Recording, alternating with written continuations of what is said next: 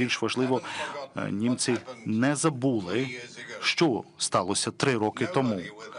Ніхто з відкритими очима і з відкритим серцем не може заперечувати правду. Саме Росія розпочала цю війну. Саме Росія відправила танки на Україну 3 роки тому. Саме Росія хоче знищити Україну і загрожує вільній і демократичній Європі. Таким чином, шановні колеги, що відбувалося протягом останніх кількох тижнів? Росія, можливо, отримала якусь можливість щось передати Білому домі, але легітимності вона при цьому не отримувала. Нічого з того, що вона робила протиправного, не стало відповідним до закону. Ніщо не є забуто. Чи хтось може дійсно подумати, що якісь розмови чи заяви можуть якимось чином порушити нашу рішучість, щоб ми стали зробити неправильний вибір? Ні. Якраз останні кілька тижнів посилили нашу рішучість як європейців, більш ніж це було раніше. Ми маємо стояти за наші цінності і за Україну. Протягом 3 років народ України боровся за свою свободу кожного дня, кожної ночі. Ми повинні зробити все можливе, щоб мужність і пожертва українців не були просто так. Ми повинні зробити все можливе для того, щоб Україна досягла справедливого та довготривалого миру. Хто б що не казав, немає сенсу проводити переговори без України. Ми маємо зробити все можливе, аби Україну не змушували ухвалити погану згоду. Мир необхідно виграти всіма нами разом. Це наша відповідальність. Якщо в нас стане бажання це робити, то в нас буде і сила це зробити. Європа вже стала найбільшим підтримником України, адже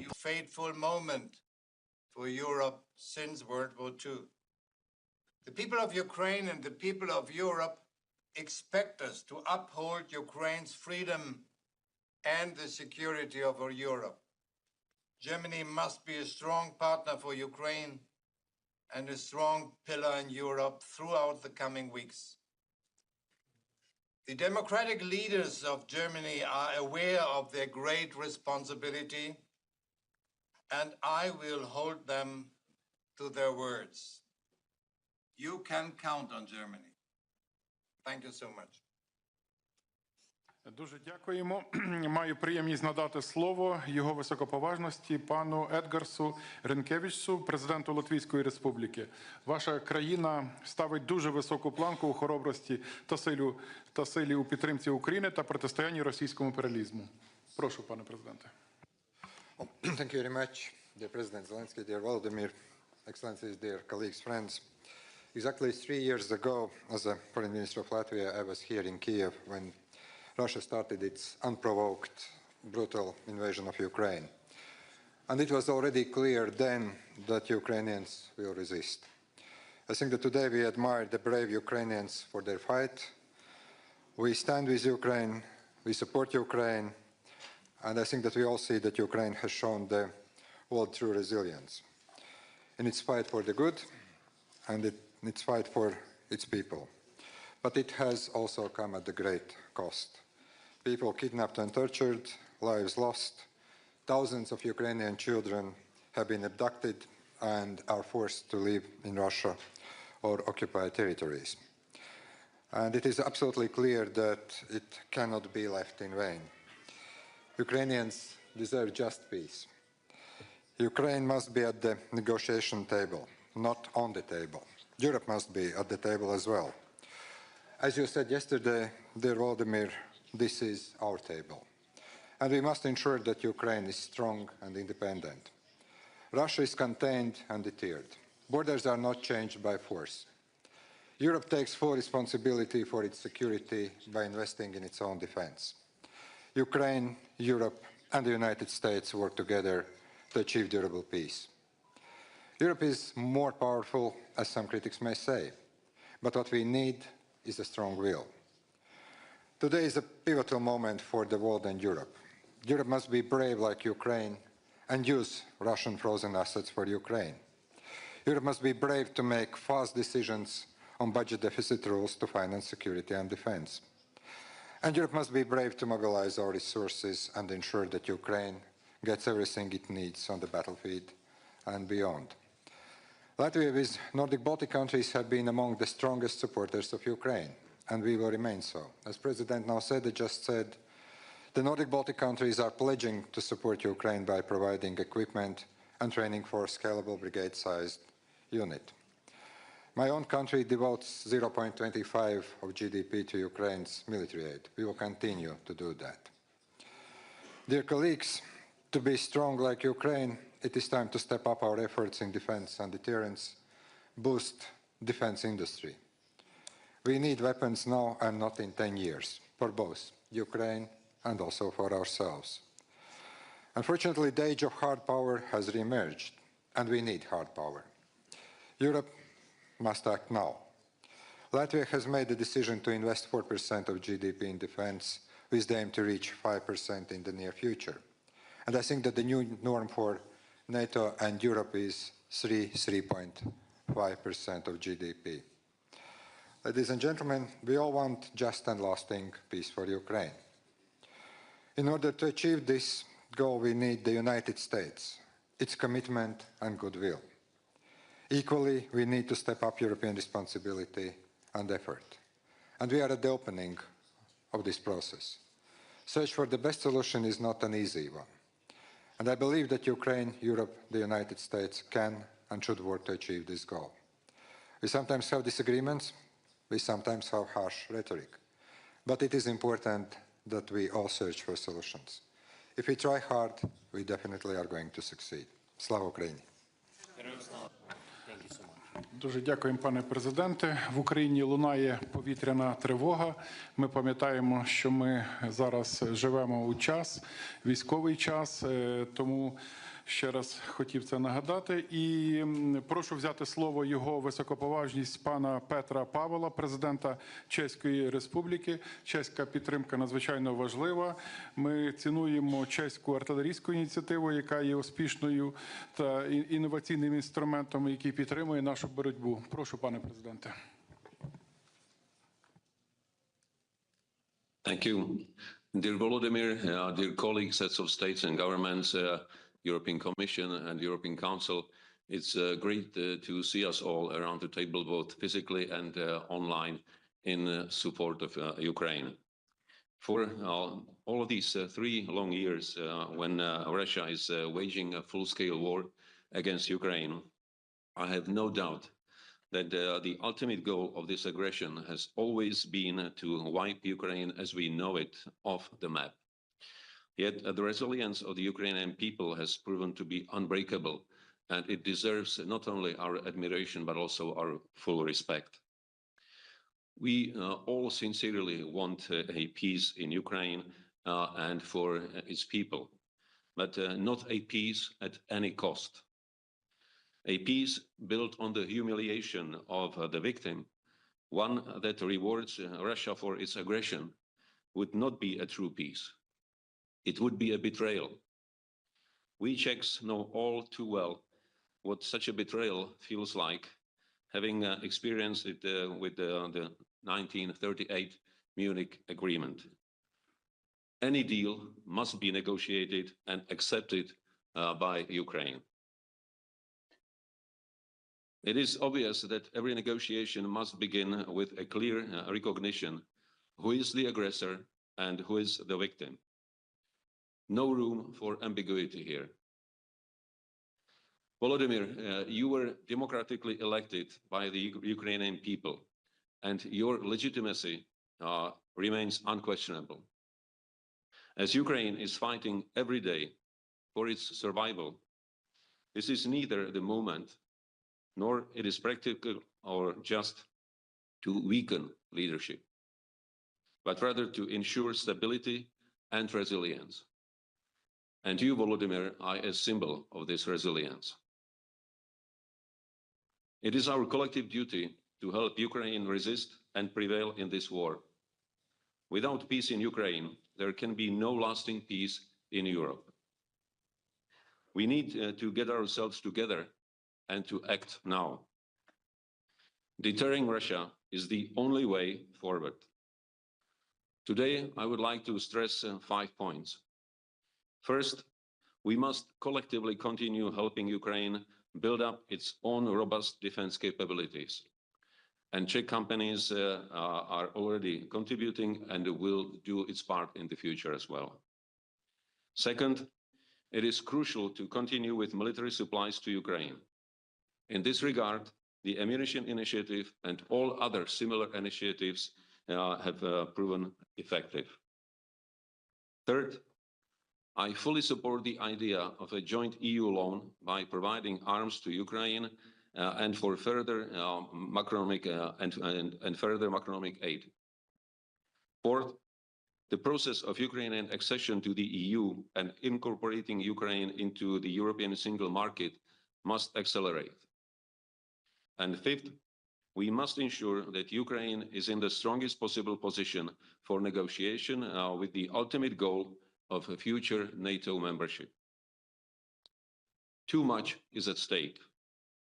Either we allow our sovereignty to erode piece by piece and fade into irrelevance, or we manage to step up and never to be sidelined again. Dear colleagues, I'm confident that Europe is stronger and more capable than we often realize. Dear Volodymyr, let me reaffirm that Czechia will continue supporting your country by all necessary means. We will stand with Ukraine. Slava Ukraine. Дуже дякую.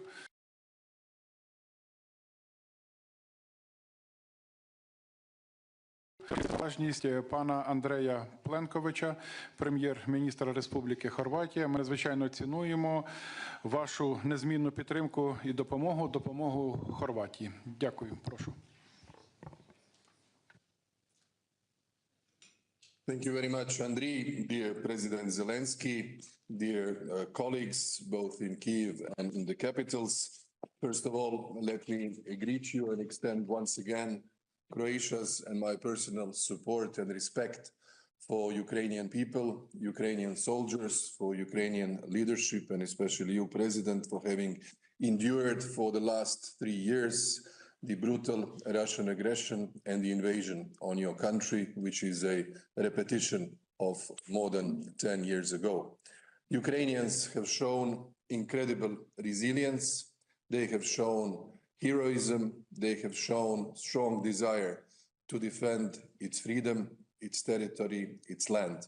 But you have also demonstrated a strong message to the rest of the world that the violation of international law and the international order and the values that we all share and that the world has been functioning on over the past 8 decades is something that Ukrainians respect and want to live with. Croatia has been not only a historical friend of Ukraine and the Ukrainians, but one of those countries who has 30 years ago found itself in a similar situation, facing a stronger adversary, facing aggression, and facing occupation of its territories. How did we prevail and how did we overcome? It took us time to gain strength and to reach the balance of power, and even to use the potential of, at the time, Croatian military and Croatian police to regain back our territories. The other part of occupied territories we reintegrated peacefully with the help of the United Nations mission in Croatia, the only 100% successful mission of this kind, reintegrating the territory and ensuring Croatia's territorial integrity. The lessons of Croatia can be very helpful and useful for Ukraine. And that's why I would like to say a few points today. Only strong Ukraine, economically, financially, and militarily, with our joint support and delivery of more military assistance, will be able to guarantee its freedom and to guarantee the security of its people. Second point is that the peace efforts which are currently on the table should be leading to a just, comprehensive peace that will not violate the principles of international law, and that is your sovereignty and your territorial integrity. Peace should not be seen in the wider political and mediatic space as an opportunity to comment that it was a forced capitulation of Ukraine. Peace should not be seen as an opportunity to leave the political space to Russia to claim victory. Peace should not be seen as an opportunity to say that the Western allies and partners and friends of Ukraine have been led into the position that would be contrary to everything that we have been standing for over the past 3 years. Peace should be stopping the killing, but should immediately include the plan of the reintegration of your occupied territories. That is the just way to continue. That should be the way where the European Union should voice and articulate its strong stance. Slava Ukraini, and thank you for being with you today, and thank you for Ukrainians for showing us the strength and the thrive for freedom. Дякуємо, шановний пане прем'єр-міністре. Мені зараз дуже приємно запросити до слова його високоповажність пана Олександра Стуба, президента Фінляндської Республіки. Підтримка Фінляндії є дуже цілеспрямованою та ефективною. Дякуємо вашій країні за послідовну і непохитну позицію. Ви добре знаєте, що означає жити поруч з Росією. Будь ласка. Thank you very much. Volodymyr, given that I'm sitting here next to you, this is more of a personal address than anything else. You see, I think we in Finland understand exactly what you're going through. We have 1,340 kilometers of border with Russia. In November 1939, Russia attacked us, completely unprovoked. We fought 2 existential wars against Russia. The first one was the Winter War. It lasted only 105 days, and we were able to hold the line. The second one was the War of Continuation, which lasted pretty much 1,100 days. And that's what you've been going through right now. And essentially, for me, this war is about the existence of nationhood in Ukraine. And that nationhood is based on a triangle. And that triangle is something that we thought would be respected ever since the end of World War II. And that is independence, sovereignty, and territorial integrity. Now, in World War II, Finland had to accept a peace with Stalin. And I'm sure we're going to have to accept a peace with Putin. But the peace that we accepted had only one out of the 3 statehood principles in it: independence. We were the only country bordering the Soviet Union that was able to retain our true independence. But we lost our sovereignty. You know, we couldn't decide the clubs we wanted to join. We were able to join the EU only when the Soviet Union collapsed in 1995. And we lost 10% of our territory, including the areas where my grandparents were born and where my father was born. Now, the only reason I'm saying this is that the support that you will see from the Finnish public, and I think from all around this table, is the support of identity and historical experience.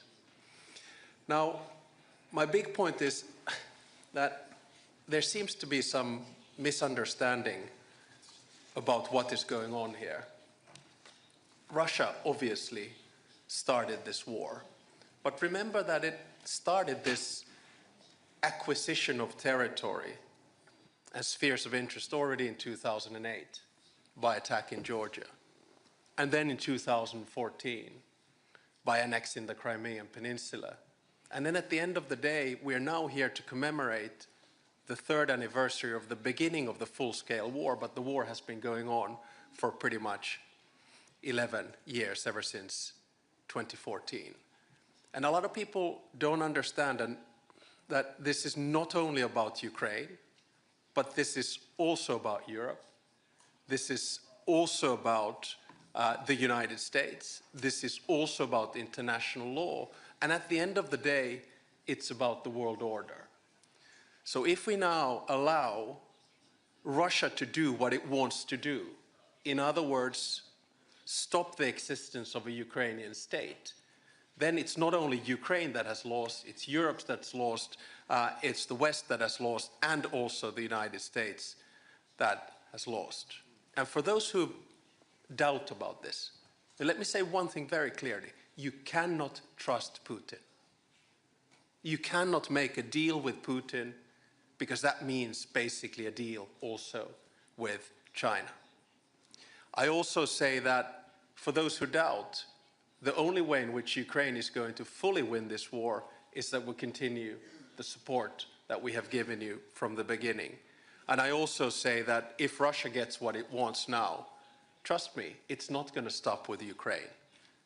We know that Putin will continue because his mind is one of imperialism and spheres of interest. So self-evidently, Finland will continue to support Ukraine for as long as it takes. We're the 5th biggest donor, GDP per capita.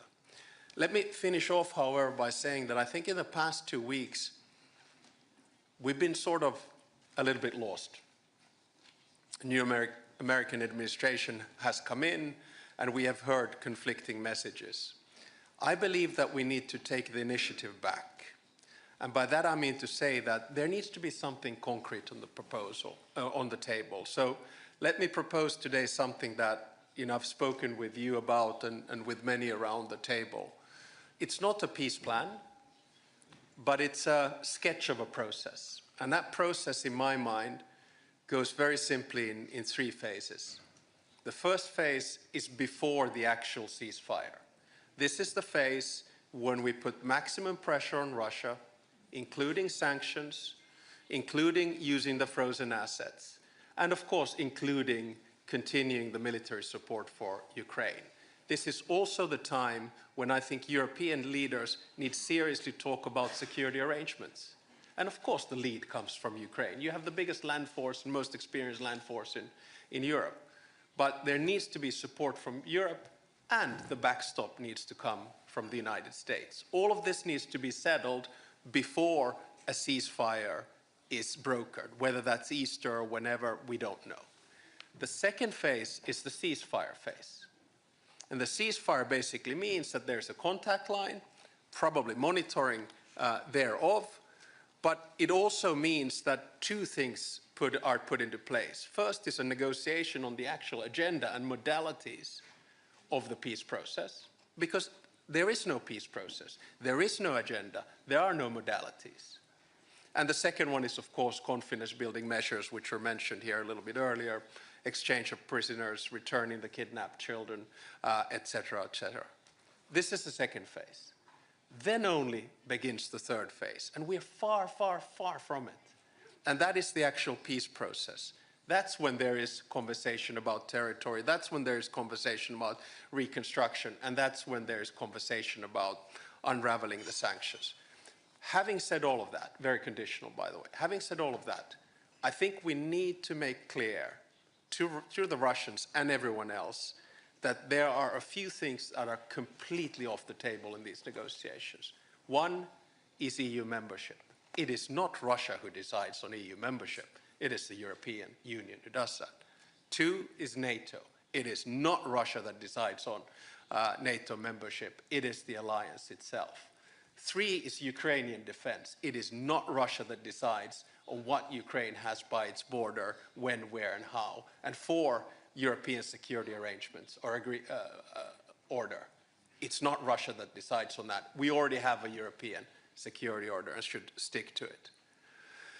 So those are off the table. And let me just finish off, because I do think this is such an important day, and I was watching all the colleagues on Maidan Square and the rest of it. But I do think this is a day when we have to honor the fallen Ukrainian heroes. I also believe that this is a day where we have to face the fact that Putin has lost this war, in a sense that we will see a European Ukraine, we will see eventually Ukraine in NATO, we've seen a unified European Union, and hopefully a stronger transatlantic alliance in the long run.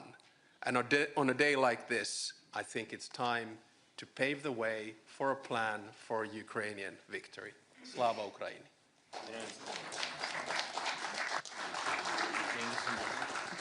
Дякуємо, пане президенте. А зараз я радий запросити до виступу його високоповажність пана Діка Схоофа, прем'єр-міністра Королівства Нідерланди. Нідерланди є важливим партнером України.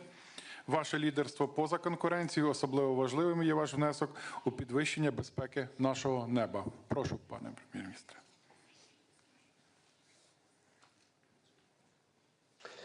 Thank you. Mr. President, dear Vladimir, colleagues, ladies and gentlemen. One of my first international trips after I became Prime Minister of the Netherlands last summer was to Zaporizhia, was to Ukraine. It was an experience I will never forget. I spoke to veterans, I visited an underground school, and I saw with my own eyes the devastating impact of war. But what struck me above all was the bravery and the resilience of the Ukraine armed forces and the Ukrainian people. For 3 years now, you have resisted the most brutal and fierce attacks by the Russian aggressor. Fighting for freedom, fighting for independence, fighting for the right to shape your own future. The government and people of the Netherlands admire you greatly for that. The purpose of that first visit was very clear: to reaffirm that the Netherlands stand with Ukraine and that we will continue to do so. But today, I can only repeat that message, also on behalf of His Majesty the King. Ukraine can count on our unwavering military, financial, and political support, now and after the war, when justice must be done and Ukraine must recover. So it's good to see so many of you today. It shows that support for Ukraine remains strong and widespread. Today marks the start of the 4th year of the terrible war. Let us hope that it also marks the beginning of the end. In the past few turbulent weeks, we have been face to face with history. None of us can predict what will happen over the next few weeks and months. But whatever that may be, for the Netherlands, there can only be one outcome. And that is a just and lasting peace, both for Ukraine and for Europe. That means a peace that not only ends hostilities here and now, but also guarantees a safe future. That's why it's so important that Ukraine remains strong on the battlefield. Because we need peace through strength and not the enduring threat of war through weakness. And furthermore, it's crucial that your voice and our voices are heard in the negotiation process. Nothing about Ukraine without Ukraine. Nothing about Europe without Europe. Thank you, Vladimir, for inviting us to this summit. Thank you all for attending and showing your support. Let's keep working together towards the best possible outcome. Thank you, and Slava Ukraine.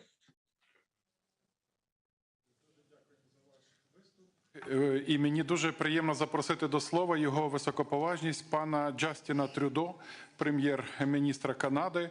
Канада займає особливе місце в серцях українців.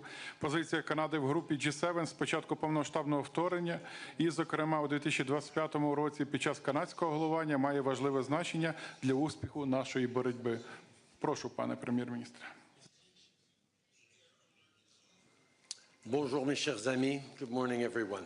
Thank you to my fellow leaders for your timely and salient remarks. And above all, thank you, Volodymyr, for hosting today's summit and for your courageous leadership as the duly elected democratic leader of this great nation. Since the start of Russia's full-scale illegal war of aggression 3 years ago, you've shown remarkable personal bravery, resilience, and resolve, a defiant spirit mirrored by the unbreakable Ukrainian people. you continue to inspire me and tens of millions of my fellow citizens back home in Canada. But let us be frank, you and the Ukrainian people should never have had to endure even a single day of this unjustified, brutal war, let alone 1,096 of them, or more accurately, over 4,000 of them since Russia illegally seized Crimea back in 2014. This is not a conflict Ukraine wanted, provoked, or asked for in any way. This is a war started for one reason and one reason only: Russia's desire to erase Ukrainian history and expand their empire.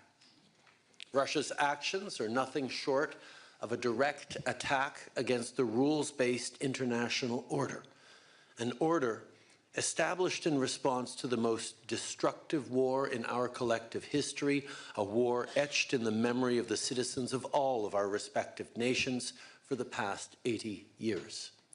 An order which, albeit imperfect, ushered in the most peaceful and prosperous era in the history of humanity. We cannot go back. We cannot return to an era where might makes right. We must do everything in our power to enable Ukraine to secure a just and lasting peace, a peace that cannot be achieved without Ukrainians at the table. That is precisely what Canada is focused on. Canada has been a steadfast, unshakable partner to Ukraine since the beginning, and that will never, ever change. Le Canada est fier du travail qu'on a accompli avec vous tous autour de cette table pour faire que la Russie paye le prix de cette invasion inhumaine, que ce soit avec des sanctions ou en offrant aux Ukrainiens de l'aide humanitaire, financière et militaire dont ils ont besoin pour se défendre et faire obstacle au régime russe. But I know, we all know, there is more work to do. That is why I am announcing Canada will be providing 25 more LAV-3 infantry fighting vehicles to Ukraine. We will be delivering 2 armored combat support vehicles which Ukrainian forces will be trained on shortly in Germany. Landing systems for F-16s were delivered just 2 months ago, and 4 F-16 flight simulators will be provided in the coming months.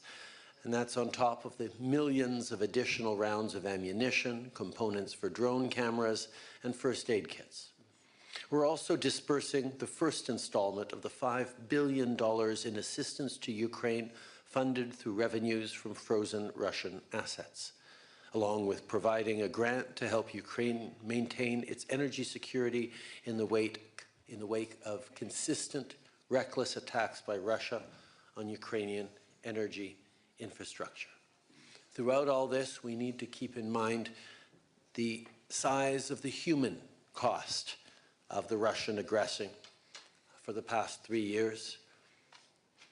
Ukrainians who've lost their lives fighting courageously for their land, children taken from their families and homes and communities, which is a disgusting war crime, and violence subjected to prisoners of war taken by Russia. Implementing the Montreal Pledge to address the human costs of the war, a declaration made at the conference we co-hosted there last autumn with Norway and Ukraine, is more urgent than ever. We will continue to work with Ukrainian forces through Operation Unifier, which has already trained tens of thousands of Ukrainian soldiers. And once a just peace is secured, Canada stands at the ready to work with our partners around the world to provide Ukraine the security it needs for the peace to last, allowing it to recover, rebuild, and prosper. Regardless of the great distance separating our two countries, Canada knows this is a war that we cannot afford to ignore. I know the stakes. Canadians know the stakes. All of you around this table know the stakes. And most of all, Ukrainians know the stakes. This is a war of aggression on Ukraine's people, culture, identity, and very existence. But it's also a war on our way of life. It's a war on democracy, on the rule of law, on self-determination, a war on justice, and a war on truth. At this critical moment, I think of the words of the great Ukrainian poet, Taras Shevchenko, whose works have been echoed by millions of Ukrainians as a source of inspiration. You must fight on, you will triumph. God is helping, leading. At your back are justice, glory, and sacred freedom. That excerpt was proudly recited in Independence Square by Serhiy Nihoyan, the first martyr of the Revolution of Dignity, shortly before he was killed. And 11 years later, it continues to ring true. Ukrainians will triumph because Ukrainians are fighting for what is right. But they cannot and should not do it alone. It's up to all of us in this room and around the world to meet this moment as well. And we can't wait. The moment to stop this war of aggression, the moment to defend democracy, the moment to stand for our shared values is now. So let us seize it. Merci beaucoup, mes amis. Slava Ukraini. Дякуємо, шановний пане прем'єр-міністре. А зараз я хотів би передати слово його високоповажності пану Реджепу Таїпу Ердогану, президенту Турецької Республіки. Туреччина залишається непохитним і впливовим прихильником українського суверенітету, територіальної цілісності. Ми це надзвичайно цінуємо. Değerli dostum, Sayın Zelenski, kıymetli Ukraynalılar, sevgili Kırım Türk'ü soydaşlarımız, saygıdeğer katılımcılar, sizlere en kalbi duygularımla, saygıyla selamlıyorum. Video mesaj yoluyla da olsa sizlere hitap etmekten memnuniyet duyuyorum. Savaşın 3. yılını doldurduğumuz bu acı günde ülke ve millet olarak dost Ukrayna halkının yanında olduğumuzu öncelikle ifade etmek istiyorum. Geçtiğimiz 3 sene zarfında topraklarını savunurken hayatlarını kaybeden Ukraynalılar için taziye dileklerimi iletiyor, yakınlarına başsağlığı diliyorum. Türkiye 2014 yılında Kırım'ın ilhakından bu yana uluslararası hukukun temel ilkeleri doğrultusunda Ukrayna'nın haklı davasına gereken desteği vermiştir. Bundan 3 sene önce çatışmalar başladığında savaşa karşı olduğumuzu nasıl ilan ettiysek, bugün de savaşın müzakereler vasıtasıyla sonlandırılması için her türlü gayreti göstermeye kararlıyız. Bunu yaparken Ukrayna'nın toprak bütünlüğü, egemenliği ve bağımsızlığına olan güçlü desteğimizi sürdürüyoruz. Savaş 4. yılına girerken diplomasiyi, diyaloğu ve müzakereleri temel alan yaklaşımların ivme kazandığını görmekteyiz. Bu sürecin çatışmaların sonlandırılmasının ve kalıcı barışın tesisinin başlangıcı olmasını umut ediyoruz.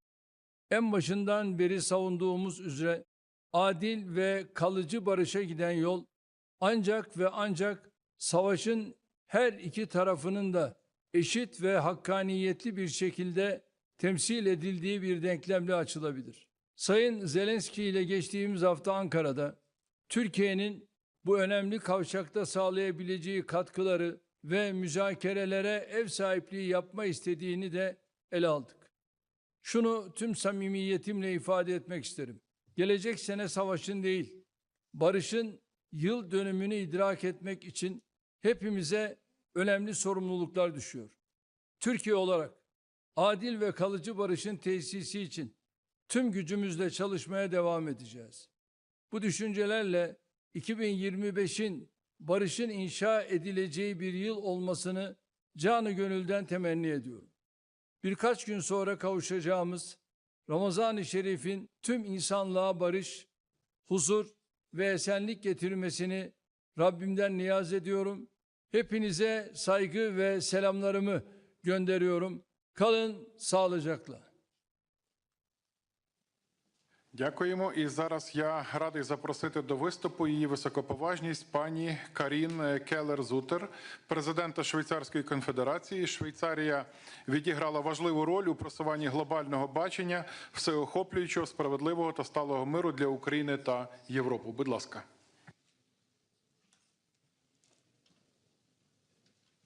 Thank you so much, Mr. President, Excellencies, ladies and gentlemen. On behalf of Switzerland, I would like to thank you for the invitation to this summit. Let me start by expressing my heartfelt vicinity to the Ukrainian people who have endured another terrible year of suffering and war. For the last 3 years, Switzerland has been calling on Russia to immediately cease all hostilities and withdraw its troops from the territory of Ukraine. And we reiterate this call today. With the Ukraine Peace Summit last year in Switzerland, the goal was to lay the groundwork for peace talks and revitalize existing peace efforts.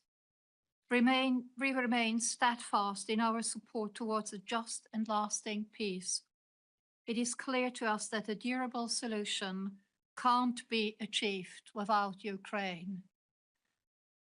This war has global long-term effects. Therefore, we remain committed to working closely with our partners in Europe and beyond for a peaceful future for Ukraine and the entire continent. Ukraine has become one of the most heavily mined countries. This is not only a threat to lives, but also to food security in Ukraine and in the world. Last year, Switzerland hosted the Ukraine Mine Action Conference. More than 40 countries signed the Lausanne Call for Action, committing to concrete actions towards humanitarian demining in Ukraine. Switzerland also stands with Ukraine by providing humanitarian aid and supporting reconstruction. 2 weeks ago, the Swiss Federal Council approved a country program of 1.5 billion euro for Ukraine's recovery and reconstruction over the next 4 years. Switzerland has welcomed Ukrainian refugees, providing them with protection and support. Excellencies, in 2026, Switzerland will chair the OSCE. We will continue to work with all of you to contribute to peace and security in Europe. On this day, our thoughts are with all those who have suffered and continue to endure hardship due to this war. Let me reaffirm Switzerland's commitment to supporting Ukraine's recovery and reconstruction efforts and to working towards a future of peace, stability and justice. Thank you. Дуже дякуємо. А зараз я маю особливу приємність передати слово його високоповажності пану Антоніо Кошті, президенту Європейської ради. Дуже дякуємо вам за ваше особисте лідерство і непохитну підтримку. Thank you, dear Volodymyr, people of Ukraine, dear colleagues, excellencies. 3 years ago, Russia launched a full-scale invasion in Ukraine, a Russian war of aggression that was unprovoked, unjustified, and illegal. A war that violates Ukraine's sovereignty, its territorial integrity, its international recognized borders, and the fundamental principles of international law enshrined in the United Nations Charter. My thoughts are with all Ukrainians, with all those who have lost a family member and friend, with those who are wounded. The suffering Russia has inflicted in Ukraine is cruel and unjustifiable. The presence of all of us here today is a demonstration of our solidarity with people of Ukraine and with you, President Zelensky. We were here with you from day one. We stand and we will stand with you side by side, shoulder to shoulder, in the war, in future peace negotiations, in the reconstruction, and as a member state of the European Union. We all want this war to end and the suffering and destruction to stop. This is why this moment is so important. Russia is a threat to the international rules-based order. Putin wants to divide us, and we show here today that our support is strong, united, and unchanged. There will be no credible and successful negotiation, no lasting peace without Ukraine and without the European Union. Only Ukraine can decide when the conditions are met to start a peace negotiation. Peace cannot be a simple ceasefire. It needs to be a durable agreement. Peace should not reward the aggression. We need to learn the message from the past, from the Budapest and Minsk agreements. Only concrete and strong security guarantees will ensure a comprehensive, just and lasting peace in Ukraine and in Europe as a whole. The European Union is ready to do whatever it takes for its security and to continue to support Ukraine. That is why I'm convening a special European Council next week on the 6th of March on supporting Ukraine and strengthening Europe's defense. Working very close with the European Commission and with Ursula, we are ready to effectively deliver on our defense capabilities and to significantly invest on it. We are ready to increase our financial and military support to Ukraine. And we are ready to build Ukraine's future within the European Union.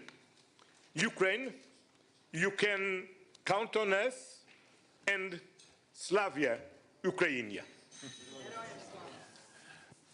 Дуже дякуємо. Сьогодні ми маємо честь слухати не лише промови і виступи світових лідерів, а також матимемо честь почути і наших мужніх воїнів з передової.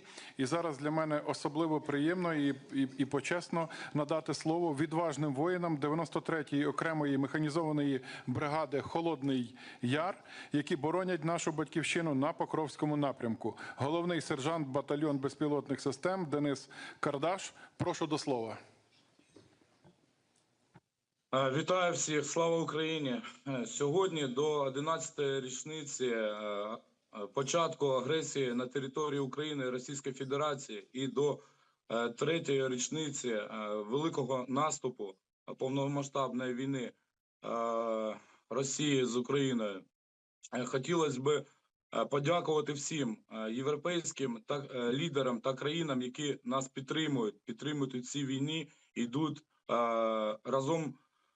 разом з нами до перемоги. Зараз ми, бійці 93-ї бригади батальйону безпілотних систем Black Raven, знаходимося на бойових позиціях, виконуємо бойові завдання на найгарячіших напрямках нашої країни. Це Покровський напрямок, це напрямок Бахмутський. Наші підрозділи виконують завдання з прикриття неба, знищення ворога і підтримки нашої піхоти на всіх цих напрямках. Лише протягом останніх днів наша бригада відбила десятки атак агресора, які хотіли захопити нашу вільну Україну. Нашим батальйоном безпосередньо за ці декілька днів було знищено біля 30 єдиниць техніки та засобів ураження, які агресор кожен день застосовує в нашу сторону. І близько 50 окупантів було знищено на наших напрямках за ці 2 дні. Лише чимало, я знаю також, що чимало країн є, які нам допомагають, пройшли через такий ж самий агресію зі сторони Росії і знають, що це таке і як це відбувається. Хочу нагадати всім, хто може не до кінця розуміє, що це таке, що війна, вона приходить несподівано і ніхто до неї ніколи не готується. І це дуже погано. Чи важко нам зараз тут? Важко. Неймовірно важко. Чи хочемо, щоб... Чи втомилися ми від війни? Втомилися. Так, але це битва за нашу незалежність. Це битва за наших рідних. Це битва за нашу сім'ю і за нашу країну і за нашу націю. Якщо ми програємо цю битву, то в нас цього всього не буде. Не буде майбутнього у наших родин і наших дітей. Хочу подякувати всім странам, які підтримують нас, всім народам, людям, які підтримують нашу боротьбу. Хочу подякувати всім волонтерам. Це українські волонтери, це наші люди, це волонтери інших стран, які допомагають сильно, допомагають і реагують дуже швидко, тому що війна йде кожен день і вона дуже жорстока. Хочу подякувати всім воїнам, які зараз захищають нашу країну. Це воїни, як українські, так і іностранні воїни, які приїхали допомогти нам стати вільними. Дякую всім. Слава Україні, слава нації і вічна пам'ять всім загиблим героям, які захищали нашу страну від російської агресії. Дякую.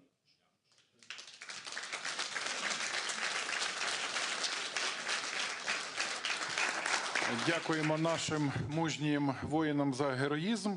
І зараз маю честь запросити до виступу його високоповажність пана Еді Раму, прем'єр-міністра Республіки Албанія. Цінуємо непохитну і дієву підтримку вашої країни і ваше лідерство. Дякуємо. Thank you very much, and thank you for especially including me and Albania here. I'm aware that I am the tallest of all of you, but I represent a country that is maybe irrelevant in this state when it comes to manpower and when it comes to military power and all this.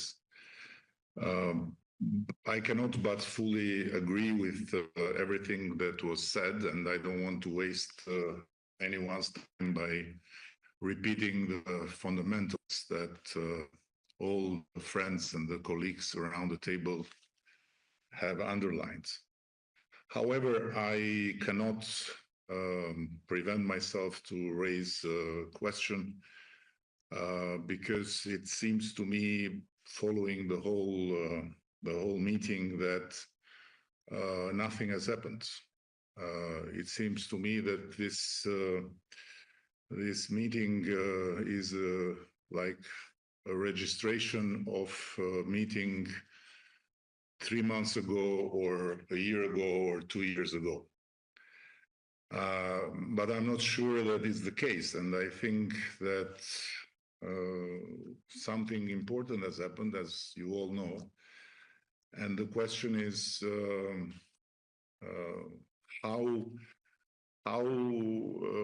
Ukraine will be supported efficiently, and how much we can be all of us, but again, I apologize because I know that here it's about EU first, it's about other big countries and not about Albania, but how Europe as a continent can be efficient in protecting itself and in making the best out of something that is going on, a negotiation between Russia and the United States.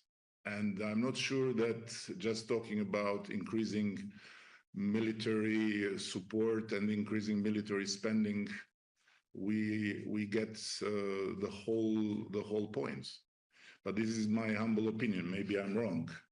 And what I just shared yesterday with Volodymyr in our conversation, I want to share with you that, in my understanding, Europe as a continent need to have a long trench of diplomacy, including Great Britain, of course, Turkey, European Union, by no doubt, and have a position. Have a position because I'm afraid that it will be unsustainable with the public opinions, especially in the western side of the continent, to continue and just say what we are saying here, but in the meantime, looking US and Russia striking a deal and Ukraine being cut out or being imposed something that may be totally unjust. So we have been for a long time in the American autopilot. Now the autopilot seemingly is off. Nobody knows for how long. And I believe that it's time to have a deeper reflection than just what we will do in terms of military support or military spending. Because it for sure is very necessary, but might not be enough. And so with all this being said, I repeat, no doubt that we are fully behind Ukraine, no doubt that we are fully behind any decision the grown-ups in this space will make, but you know, some doubts about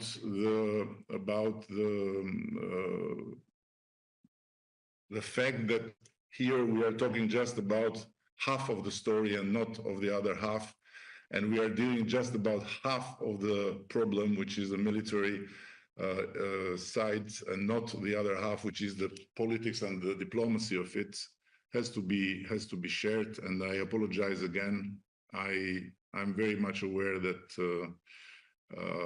you know, the relevance of my country is not as big as to change anything, but just some food for thought, because I'm afraid that if this thing will go on like this, sooner more than later, especially the Western countries will have to face public opinions that may bring things to a total collapse of the democratic forces. Thank you. Дуже дякуємо. І зараз я радий запросити до виступу його високоповажність пана Сігеру Ісібу, прем'єр-міністра Японії. Японія – друг і союзник. Японія дуже добре розуміє, що Росія насправді ніколи не закінчує своєї війни. 2025 рік – це час, коли ми визнаємо, що безпека європейського та індотихоокеанського регіонів нероздільні і діємо відповідно. Прошу, пане прем'єр-міністре.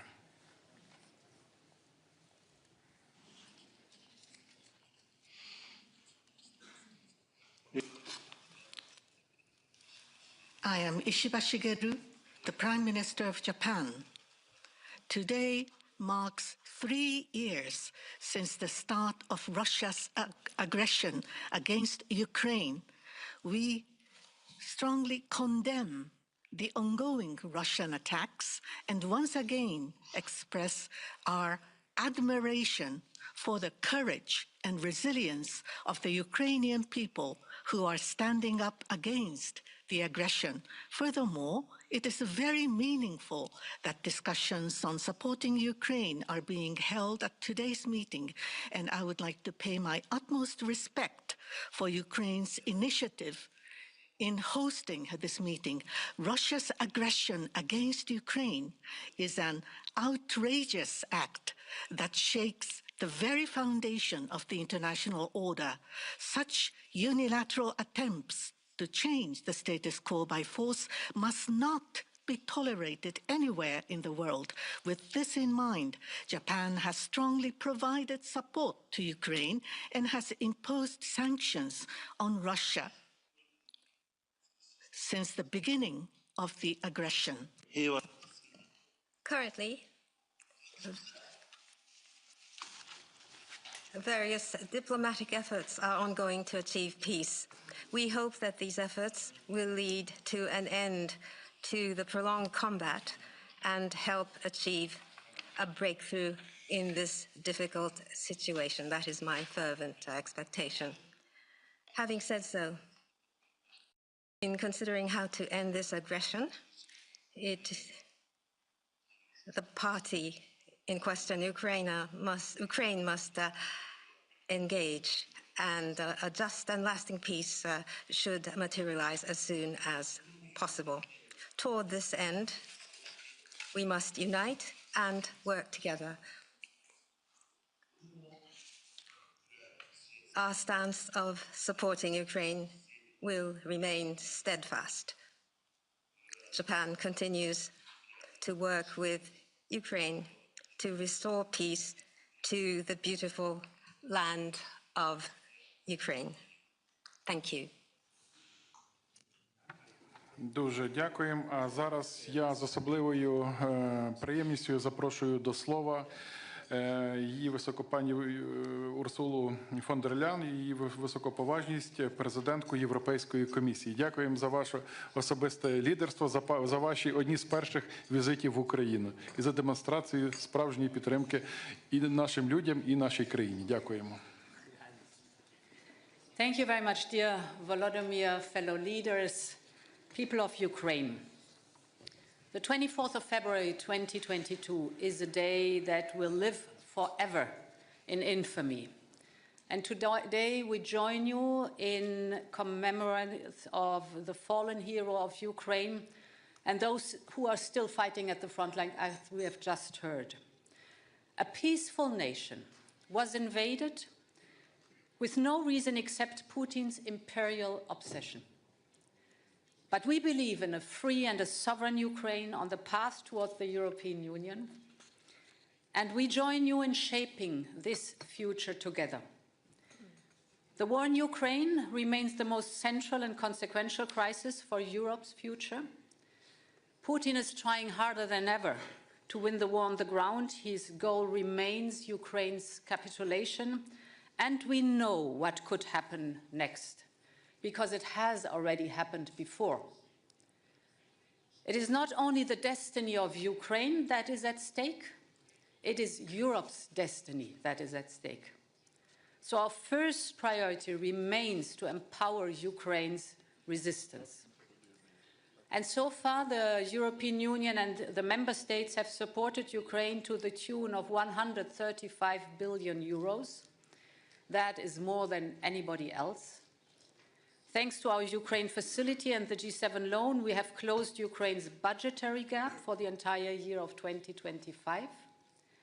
Now, in parallel, we must speed up the immediate delivery of weapons and ammunition, and this will be at the heart of our work in the coming weeks.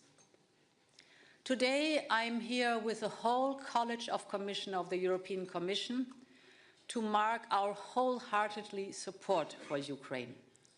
A free and sovereign Ukraine is not only in the European interest, but it is in the interest of the whole world, because the autocrats around the world are watching very carefully whether there's any impunity if you violate international borders or invade your neighbor, or if there is true deterrence. This is not only paramount for Europe, it is also important for Asia, for Africa, and for both sides of the Atlantic. An investment in Ukraine's sovereignty is an investment in the prevention of future wars. And there's more in for Europe and the world. Ukraine has a highly innovative and thriving defense industry. This should never fuel the arsenals of an aggressive power, but it should strengthen the resilience of a European Union with Ukraine as its member that is taking on more responsibility for its own security. Ukraine has a lively startup scene with a lot of experience in the rising sectors like artificial intelligence and drones. The can-do attitude and the entrepreneurial spirit of young and dynamic Ukrainian companies can provide important impulses to Europe's competitiveness. Dear Volodymyr, Europe is here to strengthen Ukraine in this critical moment. I can announce that a new 3.5 billion euro payment for Ukraine will arrive already in March. Second, as President Costa just has announced, there will be a special European Council, and I will present at this special European Council a comprehensive plan for defense investment, for scaling up our European arms production and defense capabilities, but also for investment in Ukraine's defense industry, scaling up your arms production, your defense capabilities. So this will be a plan for the European Union and for Ukraine. And then there's a third point I want to speak about. That is energy. For 3 years, Russia has sought to plunge Ukraine into darkness by relentlessly targeting the energy infrastructure. Therefore, the Commission has prepared an ambitious package on energy security. The aim is to ensure a resilient, a secure, competitive energy system for Ukraine. Together, we have managed during this winter already to provide 1.8 gigawatt. But now we will fully integrate Ukraine's and Moldova's electricity market in our own electricity market by the end of next year. And we will seize the full potential of Ukraine's vast gas storages, of which 80% are located closer to the EU member states. And this will generate income for Ukraine. And we will accelerate investment in Ukraine's renewable energy. All these efforts will result in greater energy security for both the European Union and Ukraine. Finally, no one wants more peace than the Ukrainian people. But they want a just and a lasting peace. And this only comes through strength. And this is why we strengthen your economy. This is why we increase the resilience of your energy sector. This is why we will continue training and equipping your troops. Think of the importance of artillery ammunition, for example. This is why we have to provide security guarantees backed by the United States. This is why today we are adopting the 16th package of sanctions. We will increase punitive sanctions against Russia until they demonstrate true willingness to achieve a lasting peace agreement. We stand by Ukraine for as long as it takes. I cannot wait for the moment, after having listened also to your soldier at the front line, till we start to reconstruct Ukraine again, Ukraine as a member of the European Union. Slava Ukraini. Thank you so much. Дуже дякуємо.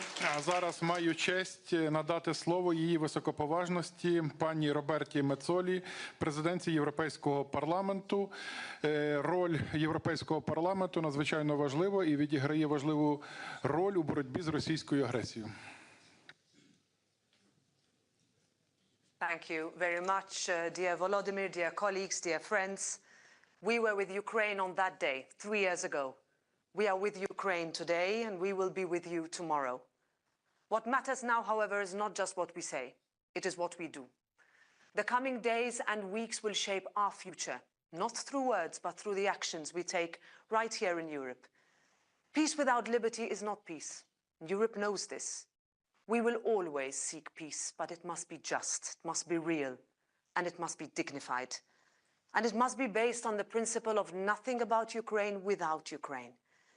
Because the concept of might is right will not define the new world order. It cannot. For 3 years, Europe has stood with you, and let me be clear, we will not waver. I will never forget those moments in Kiev at the start of the invasion when the world saw you all stand up. The European Parliament has been united from day one. And together with President von der Leyen and President Costa, we will speak with one voice because we understand that together we are strongest. But now we must do more. Ukraine must be in a position of strength because that is the only path to real peace and liberty. That means Europe must step up without delay, militarily, financially, as we've just heard, and diplomatically. We must move forward with using frozen Russian assets, tightening sanctions, and increasing pressure. And we must get serious about our own defense, and fast. Let's be clear, Ukraine's fight is Europe's fight. This is not just an attack on Ukraine. It is an attack on democracy, on our way of life, on everything we stand for. The Ukrainians on the front lines are holding the line for all of us. So as Ukraine enters the 4th year of this war, we must stay the course. We must cut through the noise. We must keep our eyes on our shared objective, freedom for Ukraine and lasting peace for all of Europe and the world. Slava Ukraini! Дуже дякуємо. І зараз я радий надати слово її високоповажності пані Майі Санду, президентці Республіки Молдова. Молдова є критично важливим партнером у забезпеченні безпеки та стабільності регіону. Будь ласка. Thank you. Dear President Zelensky, ladies and gentlemen, I remember that morning 3 years ago, 4 a.m., I read the news in horror. I got up, went to the office, and from there, I heard the bombs exploding. Odessa, or maybe Vinica. At that moment, we didn't know where the next bomb would fall. But we know this now. Ukraine's courage has kept Moldova safe and at peace. The bravery and sacrifice of the Ukrainian people shielded us from war. We will always be grateful. We will never forget. 3 years on, Russia's brutal criminal war continues. The Kremlin's aggression has brought suffering and devastation on a scale Europe has not seen since World War II. Just yesterday, Ukraine endured the largest drone attack since the start of the war. Russia is not looking for peace, yet the world speaks of peace. But peace must be just, lasting, and real. A flawed peace, one that ignores Ukraine's security or sidelines Europe, will not end the threat. It will only delay it. A fake peace, one that lets Putin regroup, rearm, and invade again, is not peace. That is why we must stand together. Russia's goal is division between allies, between countries, within societies. Instead, we must stand united. Security guarantees are key to making sure history does not repeat itself, that Putin can never deceive the world again, that Russia will no longer bring death to other nations. The world needs real security guarantees, clear, strong, and enforceable. Moldova supports these efforts. We stand with Ukraine in securing concrete guarantees that will ensure lasting peace. We support measures that strengthen Ukraine's security and prevent future aggression. This is not just about Ukraine. It is about all of us. And let me be clear, Putin would not stop at Ukraine. That is why our response must be firm, our support unwavering, because Ukraine is not just fighting for itself, it is fighting for all of us. And while Ukraine stands, Moldova stands, Europe stands.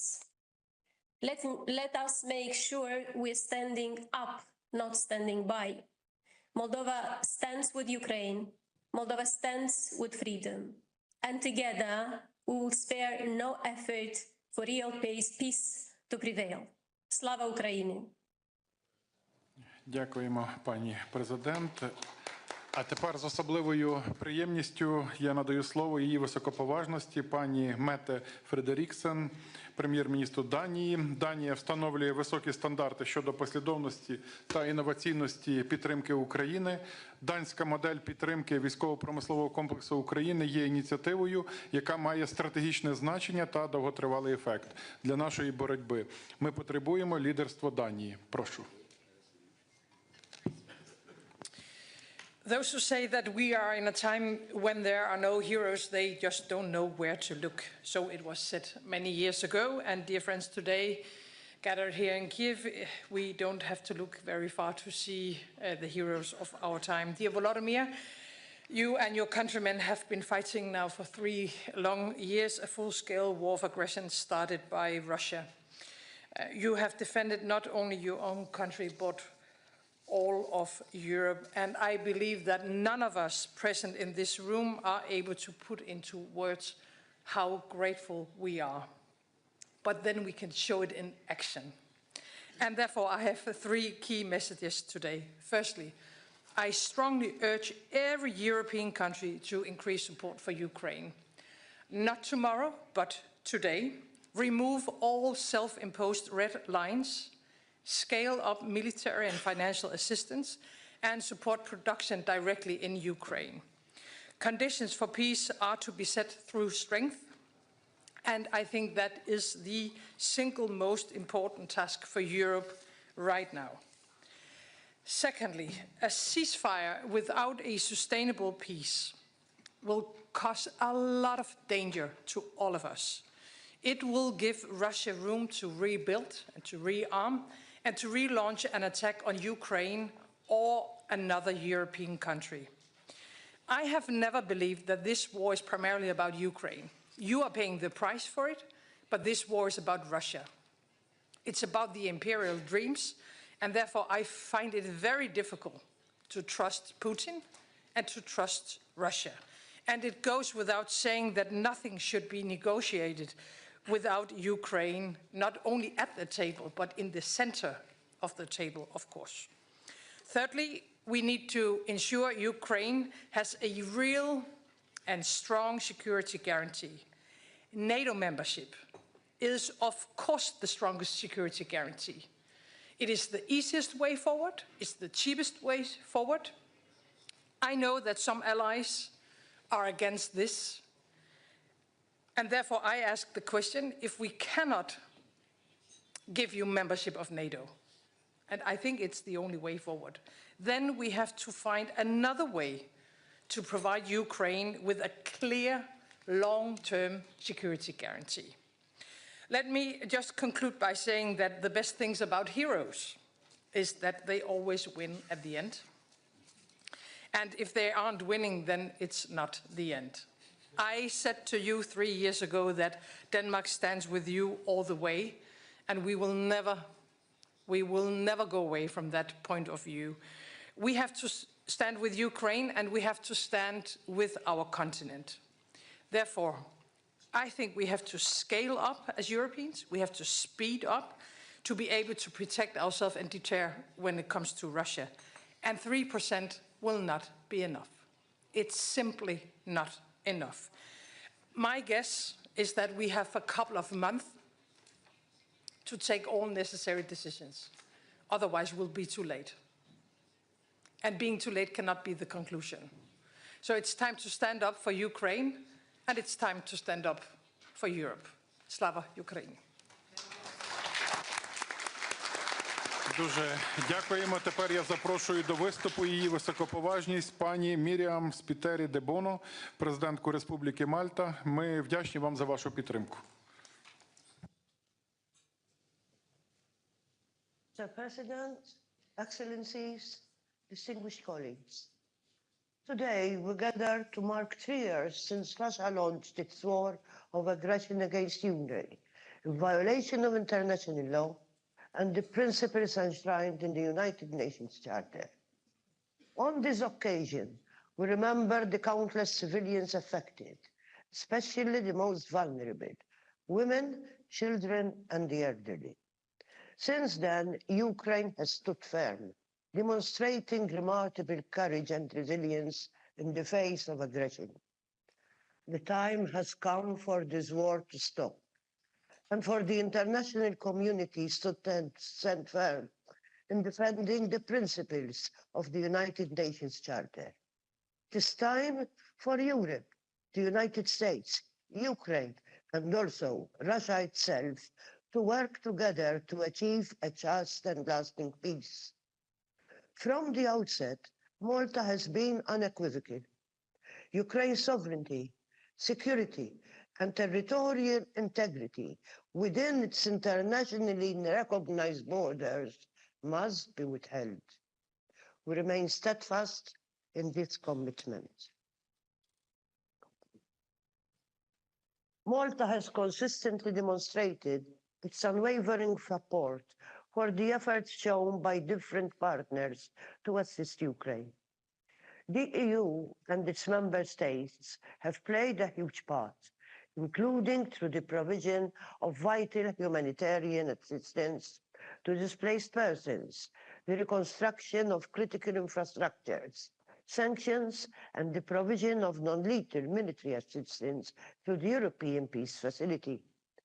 Throughout our tenure as an elected member of the UN Security Council, and in our role as chair of the OSCE in 2024, Malta has maintained a firm and principled stance on the importance of upholding Ukraine's sovereignty and territorial integrity.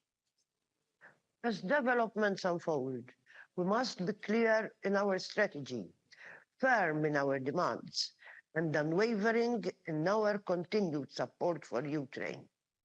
Malta will continue to engage constructively in initiatives to put Ukraine in a position of strength and at the same time reinforce Europe's own resilience against external threats. While respecting our constitutional commitment to neutrality, Malta shall continue with its advocacy for the full respect of international law and the active pursuit of peace, security, and social progress. In the last few months, different initiatives have been put on the table. Malta has been strong in underlining that it stands ready to support any peace process that is grounded in the principles of the UN Charter. It is imperative that this peace process has the input of all the key players.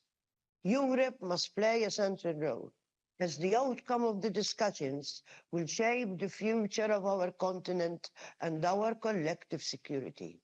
Furthermore, it is inconceivable that Ukraine be sidelined and left out of the equation.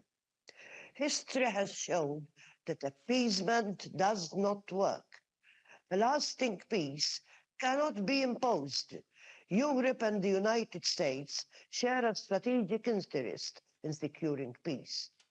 It is key that Europe and the US remain united and stand steadfast in ensuring that no country succeeds in redrawing borders through coercion and the use of force. To our Ukrainian friends, you know better than anyone else that the way ahead is not easy. As you look to Europe for leadership, security, and ultimately EU membership, know that we are ready to answer your call. Let there be no doubt, Ukraine, you are not alone. Malta will continue to stand by you, shoulder to shoulder, in defense of your independence, your sovereignty, and your territorial integrity, according to the tenets of international law. Thank you all. Дуже дякуємо і маю честь надати слово його високоповажності пану Ульфу Крістерсону, прем'єр-міністру Королівства Швеція. Швеція є нашим надійним партнером, є нашим найближчим союзником. Прошу, пане прем'єр-міністр. Thank you so much, and dear Volodymyr, dear friends, we're all honored to be here in Kyiv on this very special day. What you Ukrainians have achieved in the last 3 years is actually astonishing. You have withstood an all-out attack by Europe's biggest army. You have taken huge strides towards membership in the European Union. Your institutions have continued to deliver for your citizens despite the war, and your economy keeps creating employment and growth, and not least innovation. All this despite Russia's daily attacks on your people, your energy supply, your infrastructure. Ukraine has truly become a symbol for resilience around the world. This is simply remarkable. Throughout these 3 devastating years, you have also had friends, not only here in Europe. Throughout the world, countries are demonstrating their opposition to Russia's aggression, its atrocities against your people, its attempts to destroy your economy, because they know that if Russia and Russia's crimes against Ukraine go unpunished, then the world will become dangerous for all of us. Throughout these 1,096 days, if I'm counting correctly, Ukraine has taken on an outsized part of the burden for Europe's security. This we need to acknowledge as we pay our deepest respect to all the people, civilians and military, that have been killed. As the US administration now takes initiatives, we may be entering a new and decisive phase. Europe and our partners now need to step up, as Mette said, our own efforts in support of Ukraine. European countries are taking on this task, and Sweden will assume our full share of it. First, we will further increase our military aid to Ukraine. Earlier this month, we announced our largest military support package so far, and today I can announce that we will allocate another 100 million euros for Ukraine's air defenses. We are already working on our next military support package. Second, we are working to further raise the cost of aggression for Russia and its enablers. We are making efforts to limit Russia's revenues from oil export and to introduce new sanctions. And finally, third, we have made important progress on a special tribunal for the crime of aggression against Ukraine. Russia must be held accountable for its illegal war. At this uncertain time, Sweden's task and the task of all your partners is to support Ukraine towards a just and lasting peace. Slava Ukraini. Thank you. Дуже дякуємо. Тепер я надаю слово його високоповажності пану Іліє Боложану, виконуючому обов'язки президента Румунії. Румунія справді є чудовим партнером і послідовним прихильником України. Прошу. Domnule președinte Zelenski, doamnelor și domnilor, se împlinesc astăzi 3 ani de la lansarea invaziei Rusiei împotriva Ucrainei și în curând se vor împlini 11 ani de când Ucraina își apără în mod curajos libertatea, independența și teritoriul. Folosesc acest prilej pentru a sublinia respectul nostru pentru curajosul popor ucrainean care luptă cu eroism și sacrificii enorme împotriva agresiunii ruse. Gândurile mele se îndreaptă spre cei care au avut de suferit de pe urma războiului, spre cei care și-au pierdut membrii familiilor, spre cei răniți, spre cei care nu mai au locuințe și spre cei refugiați. Securitatea Ucrainei este esențială atât pentru România, cât și pentru întreg continentul european. În aceste momente de cumpănă, în care se discută despre eforturile de pace, Trebuie să continuăm sprijinul pentru Ucraina, nu numai acum, ci și în etapele care vor urma în procesul de pace și cel de reconstrucție. România a fost de la început alături de Ucraina. By Ukraine from the very beginning, we have consistently supported it and we will continue to do so in the future. It is in our interests all to share this goal, which is also the goal of the US, to end this war, which has been lasting for too long and has destroyed too many lives.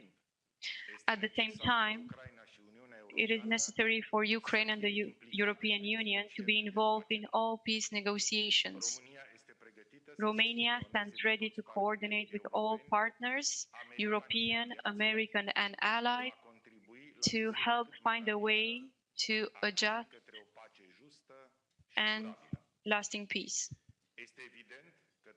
It is obvious that we must increase our investments in defense in order to strengthen our security, to have a plan and coordination for defense and deterrence.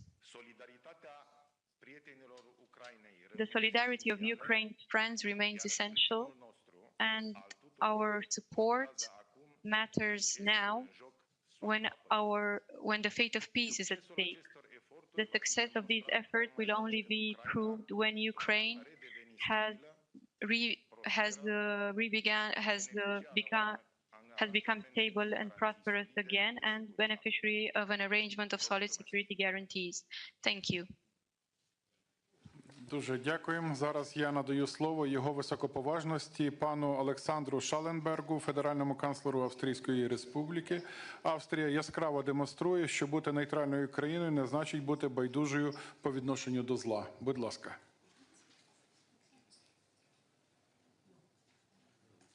Dear colleagues, dear Volodymyr, dear Andrei, you're absolutely right. Being neutral doesn't prevent Austria to having a very clear stance on this issue. Today, we sadly mark 3 years since Russia launched an unprovoked, brutal and illegal war of aggression against Ukraine. For 3 years now, we have had to witness, day in, day out, how Russia brought about tremendous destruction, unspeakable suffering and immense despair to Ukraine and its brave people.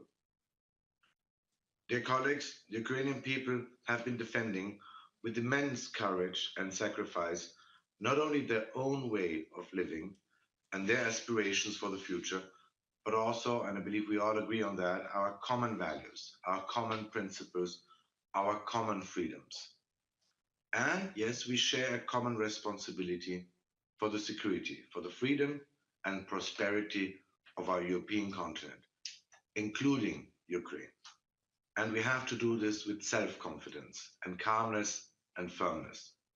It is clear this brutal war must stop. The earlier, the better.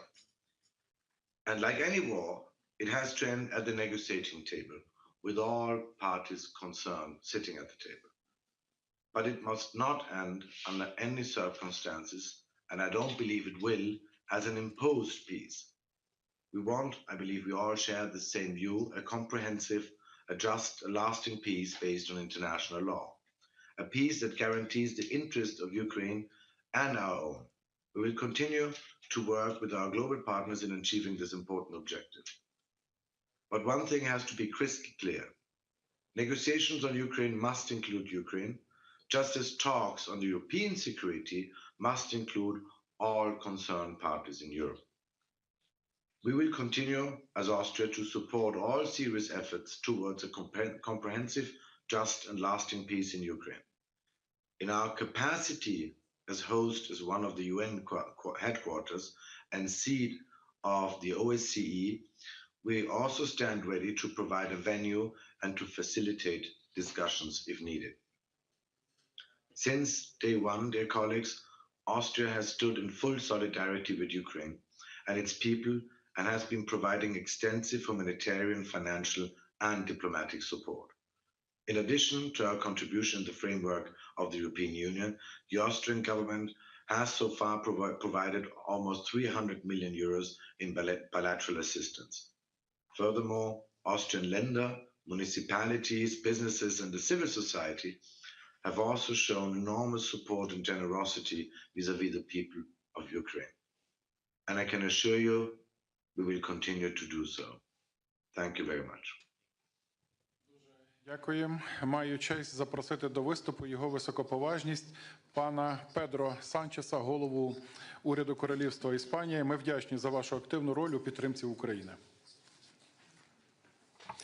Thank you, dear Volodymyr, dear friends. Since the 24th of February of 2022, already 3 years ago, we have witnessed a systematic violation of the most basic principles of humanity here in Ukraine.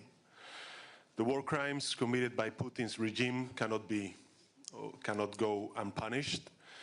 Spain condemns once again with the utmost resolve this merciless war started by Putin, irrational and unjust war that has caused immense suffering, pain and despair to our Ukrainian brothers and sisters. The Spanish people admire the courage with which Ukrainians are defending freedom and democracy, an example of dignity and resistance against Putin's brutal aggression. At these critical times, let me highlight 3 messages. The first one is that Spain is committed to the full sovereignty of Ukraine. All Ukraine can decide its future. Spain welcomes all efforts to work towards peace, but peace must be fair, sustainable, and comprehensive. For peace to be just, Ukraine needs to sit at the negotiation table. For peace to be sustainable, Europe has to participate in it. For peace to be comprehensive, it cannot be a mere ceasefire. Second, we will continue supporting as long as it takes. We will not let you down when you need us the most. Spain will continue to provide military support and equipment with even more determination than what we have done in the past. In this regard, I'm proud to announce a new military assistance package for Ukraine worth 1 billion euros in 2025. We will also work hand in hand with Ukraine in its reconstruction, creating the necessary structure to boost the process and encouraging Spanish companies to actively engage in plans and projects. We must also address the needs of the Ukrainian diaspora. That is why I'm also happy to share that Spain and Ukraine will establish a Ukrainian hub, Casa Ucrania, in the province of Alicante. And third, we must ensure that Ukraine joins the European Union as soon as we can. Whatever happens in the coming months, Ukrainians' accession to the European Union is the most important victory for the Ukrainian people. Ukraine's hope is in Europe, but Europe's hope is also in Ukraine. You are giving us hope by defending the values and ideas of freedom for which many Europeans gave their lives in the past. Allow me to conclude precisely with this idea of hope. Difficult months lie ahead, but I am convinced that at the end of this terrible period, freedom and democracy will prevail over violence and authoritarianism. The Ukrainian people can count on Spain. Rest assured, we will be with you as long as it takes and as much as you need. Slava Ukraini, viva Europa. Дуже дякуємо. І тепер я запрошую до виступу його високоповажність пана Барта де Вевера, прем'єр-міністра Бельгії. Бельгія є другим і партнером, який відіграє надзвичайно важливу роль у підтримці зростаючого флоту F-16 України. Ми цінуємо це. Будь ласка.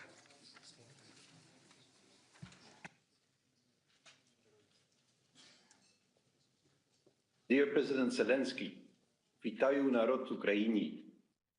Я вжану юящих солдатів. Ladies and gentlemen, I want to start by saluting the bravery of Ukraine in resisting criminal Russian aggression since 3 years. We must see the Russian regime for what it is.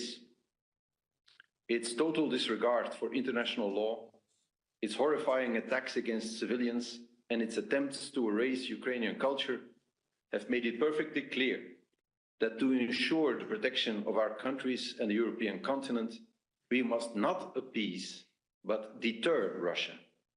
Support to Ukraine remains a key part of this endeavor.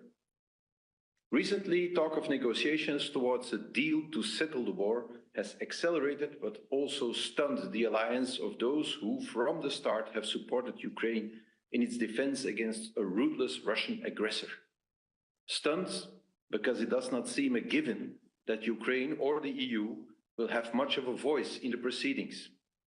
A peace agreement that does not take into consideration the valid interests and demands of the victims of aggression and their allies and neighbors has no chance to hold. Belgium cannot accept that decisions on the future of Ukraine and the security and stability of the European continent are taken without the participation of Ukraine and its European allies.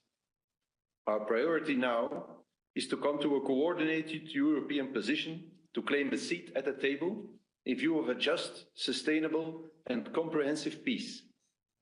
As a founding member of the European Union, we will always work towards a united, strong, prosperous and above all, peaceful Europe. And Ukraine belongs within this Europe. Meanwhile, Ukraine will continue to be able to count on Belgian assistance as specified in the Belgian-Ukrainian bilateral security agreement that was signed last year. This includes the delivery of F-16 fighter jets, the implementation of the 4-year reconstruction program by our development agency, and support to Ukraine's Euro-Atlantic integration. I would like to support all speakers that have pleaded today to do more as European allies of Ukraine as quickly as possible. Exactly 60 years ago, the great President Ronald Reagan spoke about peace through strength in his famous speech, A Time for Choosing. He said, "You and I have the courage to say to our enemies, there is a price we will not pay.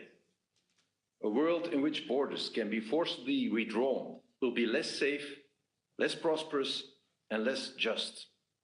We've had ample opportunity to learn this valuable lesson in the past. Slava Ukraini." I thank you. Дуже дякую. Тепер я радий запросити його високоповажність пана Росена Желязкова, прем'єр-міністра Республіки Болгарія. Ми вдячні Болгарії за всю надану підтримку і допомогу. Будь ласка. Шановний президенте Зеленський, шановні українські колеги, dear colleagues, 3 years ago, Russia launched a war of aggression against Ukraine, a war which is a direct assault against the peace and stability in Europe and the world, against the UN Charter and the principles of international law. Today, as we mark this dreadful anniversary, we gather to reflect on the struggle of the Ukrainian people and also to reaffirm our collective commitment to peace, sovereignty, justice, and the primacy of international law. The Ukrainian people have been living in suffering and destruction for more than 1,000 days now. Critical civilian infrastructure, such as nuclear plants and dams, have been damaged by military actions in complete disregard of the potential consequences for the environment and the civilian population far beyond the front lines. Ukraine has bravely held its ground, but the human cost of the war has been staggering. Tens of thousands of civilians, including children, have been killed or wounded. Millions have been forced to flee their homes seeking safety and refuge in neighboring countries and beyond. Forceful displacement, illegal abduction and deportation, even of children, have been the terrible experience of thousands of innocent Ukrainians. Ladies and gentlemen, there must be no negotiations on peace in Ukraine without Ukraine and the European Union. Ukraine must be given credible and robust security guarantees which are indispensable to any comprehensive, just and lasting peace on our continent. In the meantime, While Russia's war still rages on, we must continue our comprehensive support to Ukraine. Peace through strength is the viable strategy to put Ukraine in the strongest possible position ahead of any peace talks. Dear friends, Bulgaria reiterates its support for Ukrainians' independence, sovereignty, and territorial integrity.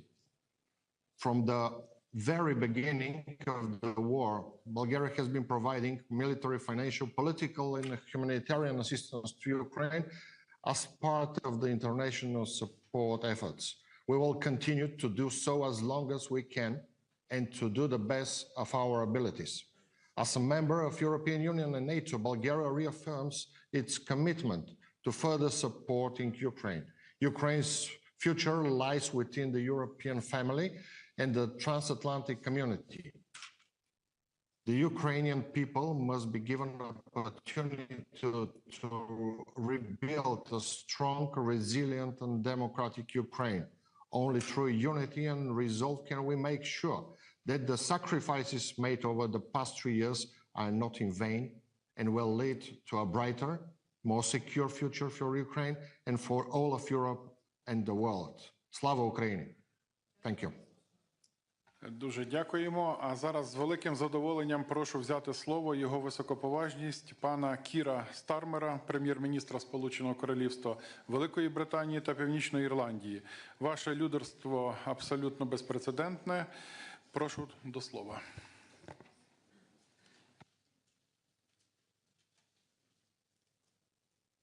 Thank you very much.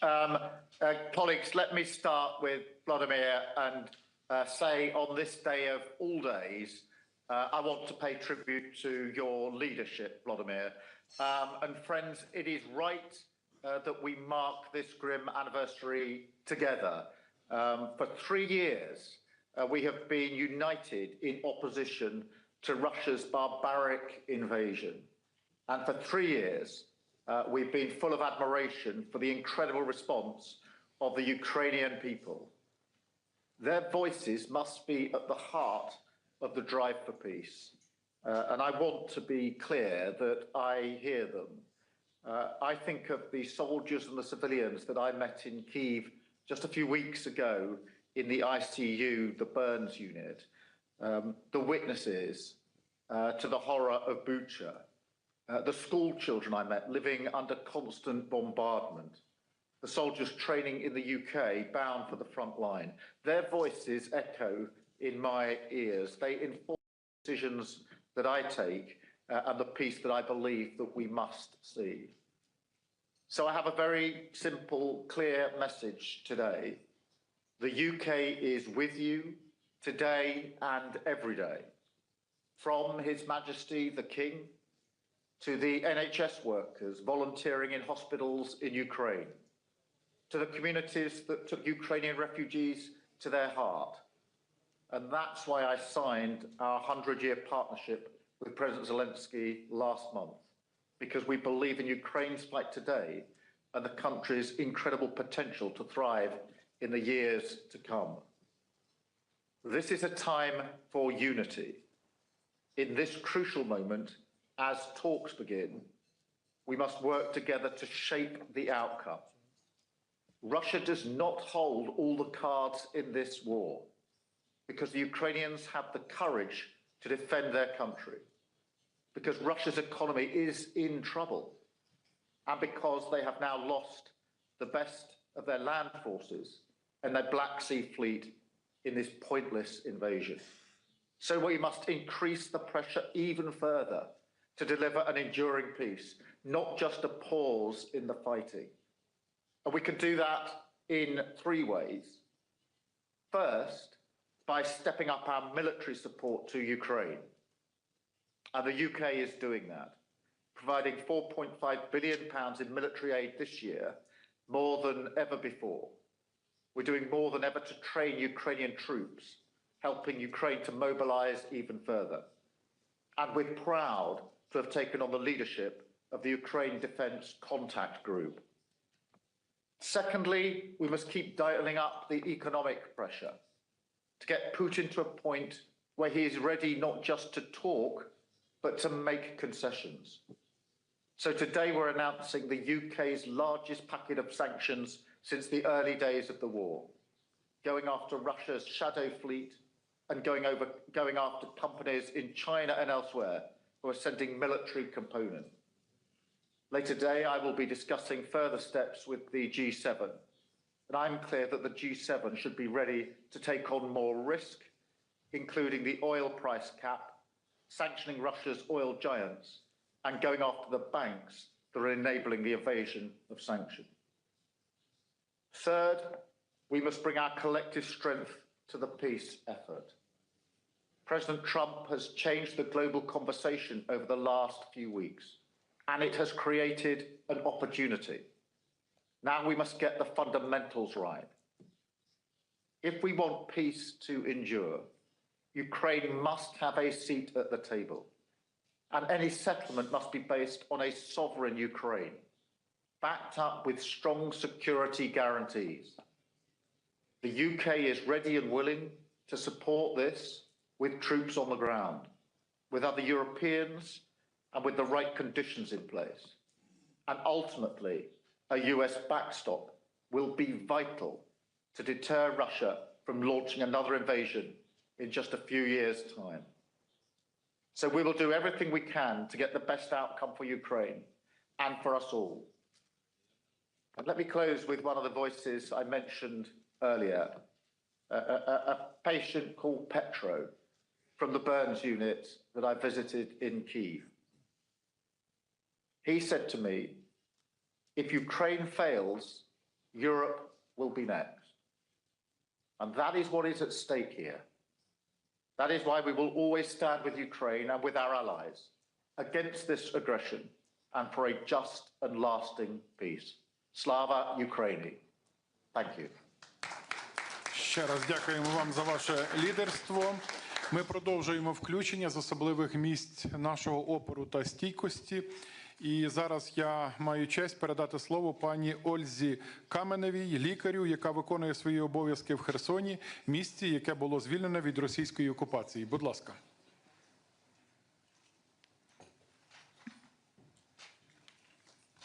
Your Excellency, Mr. President and international partners, Kherson is a city of heroes that fights for the independence of Ukraine.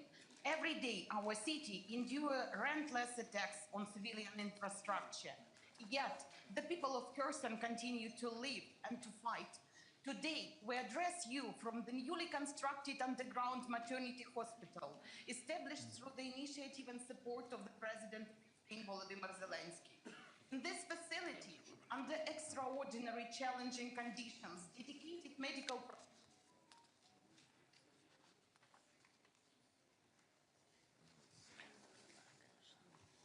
Так, у нас технічний збій. Ми можемо продовжувати? Якщо ні, то я маю особливу честь і з великим задоволенням прошу взяти слово його високоповажність пана Йонаса Гар Стере, прем'єр-міністра Королівства Норвегія. Норвегія демонструє справжнє лідерство та стратегічний підхід у підтримці України. Thank you, Andrei, and thank you, Volodymyr. Since I believe this mission is being streamed, and if I can say a few words to the people of Ukraine. You know, I was incredibly moved by this session at the Maidan this morning. I'm a father and I'm a grandfather, and I was wandering among those flags, and I was seeing the dates of those boys corresponding to the dates of my children. And, you know, the number of flags and the number of people, I'd just like to tell the people of Ukraine that it makes a deep impression on us on this third anniversary, but there are more than 1,000 days, and the days are counting. So this human dimension of this day really makes a strong impression on me. Colleagues have made good remarks, so I will second that we continue to show our strong support to the people of Ukraine, to the basic principles that there has to be a comprehensive, just, and sustainable peace. We all agree on that, and I will reiterate it simply by joining the voices of colleagues. As for Norway, today I will announce that we will contribute €1 billion for civilian and humanitarian support. And Mr. President, I take up on your request for energy support that you mentioned to me a few days ago. So there will be a €300 million package to gas supplies, according to the request you made, and also securing financial guarantees. In fact, it's €400 million, and also support for electricity reconstruction of grid and try to build back better and smarter. We also follow a bit in the path of what Denmark has done to open a direct investment channel into your industry. So we will also put €300 million and into a specific track here with your industry, where we may have complementarity between our industries, and also a special pledge for drones, which I think will be of great importance. And also, as some of my colleagues have mentioned, in the NB8, meaning Nordic 5, Baltic 3, we have agreed to take up on your suggestion to train, fund, and help equip a brigade. So I think, leaders have agreed that we will do that now. It's a flexible concept. It will of course comprise of courageous Ukrainian troops, but we will train, equip, and support them. And then I'd like to say that what then lies ahead, and I'll make 3 points. First, we need to scale up, as colleagues have said. This is not the moment to pause and wait and see. We have to scale up. So I say on behalf of Norway, we have pledged the €3.5 billion for 2025, approximately, but we are ready to scale that up, and I will engage with you in the coming days and weeks to see how we can do that in the best way, so it really corresponds most directly with your needs. Secondly, I'd like to second President Stubb on what he was saying about process, because I think this is absolutely key, that we make a real reflection on what this peace process means and how Europe can add substance and momentum to that one. There is now talks between US and Russia, but I think Prime Minister Starmer said it diplomatically. We need to get the fundamentals right. And the fundamentals are not, let me put it that way, complete, if it's only this dialogue in the way we see it. And I don't think, we all agree that there can be nothing about Ukraine without Ukraine. But let me put it this way bluntly. Europe cannot complain its way to the table. It cannot simply raise its hand and say, here are we, include us. Because I think the US president will say, what are you bringing? Why should you? And you get all this dialogue that we are experiencing over these 4 or 5 weeks. So that means that Europe really has to get there through strength, politically, financially, and militarily. And allow me, President Costa, to say that, and Ursula, that I am not EU. I see Europe as being slightly more than EU here. It is, of course, the EU 27. Perhaps not all 27, but let's say EU 27. But then there is UK. Yeah, almost 28. Yeah. There is UK, there is fundamentally Turkey, and Turkey is always a bit complex, but Turkey has to be in the equation.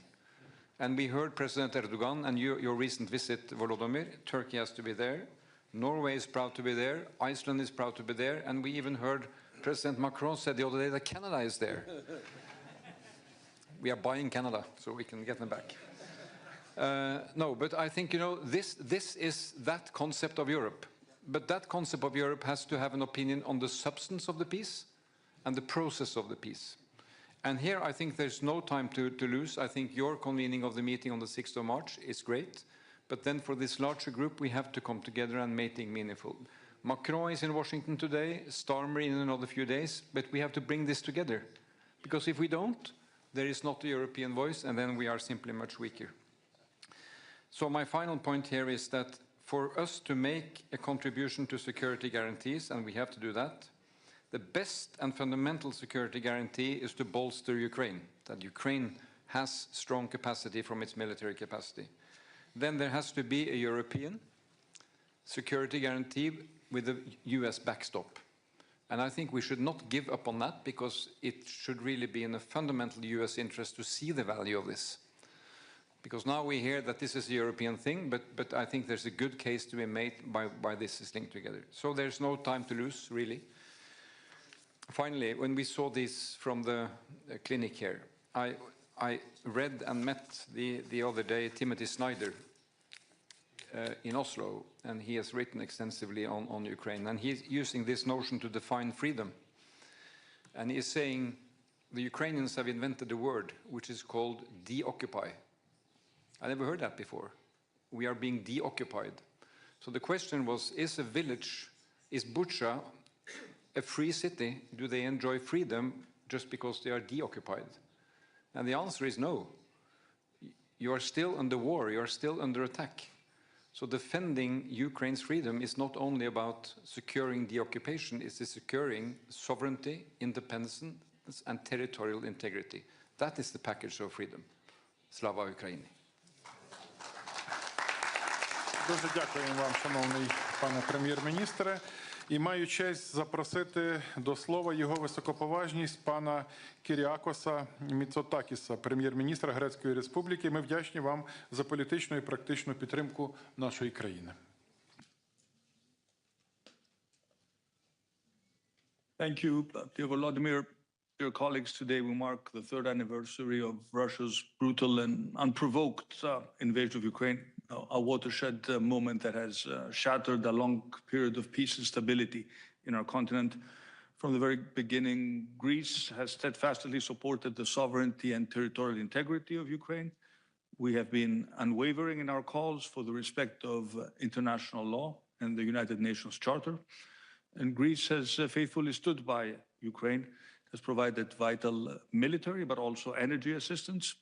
It has opened up its doors to thousands of refugees who fled the horrors of war. 3 years since the invasion began, I think it is an important opportunity to remember that the human toll has been immense. There's been so much suffering, so much destruction, so many lives that have been disrupted, and it is imperative that we all work towards bringing this to an end. And your sacrifices and the sacrifices of your people, dear Volodymyr, cannot be in vain. And I think it is important to take a step back and recognize that your resilience and your courage, your personal courage, has been remarkable. Ukraine, Europe, I think the whole world yearns for a just and lasting peace settlement. Ukraine deserves a peace that is forged through strength, and a peace that will respect its independence, but primarily will ensure its security. At the same time, I think it has been a common thread of all our interventions. Only Ukraine can, should, and will decide on accepting or rejecting any peace formula. No one can make this decision for Kiev. And it must be ensured that Kiev is part of the process, and only Ukraine has the right to decide on its future.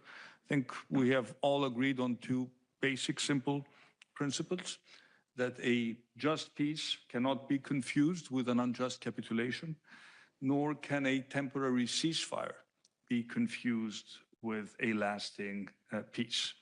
And we need a peace settlement with very clear security guarantees, which will act as deterrence and prevention in the future, guarantees that will be robust, that will be effective, so that any future aggression is deterred and peace is preserved.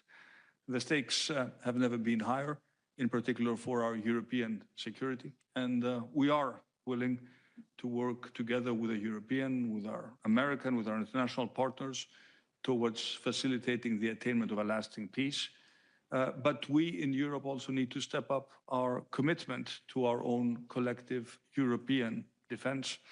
Greece has been spending more than 3% of our GDP on defense, and the time has come for others to do the same.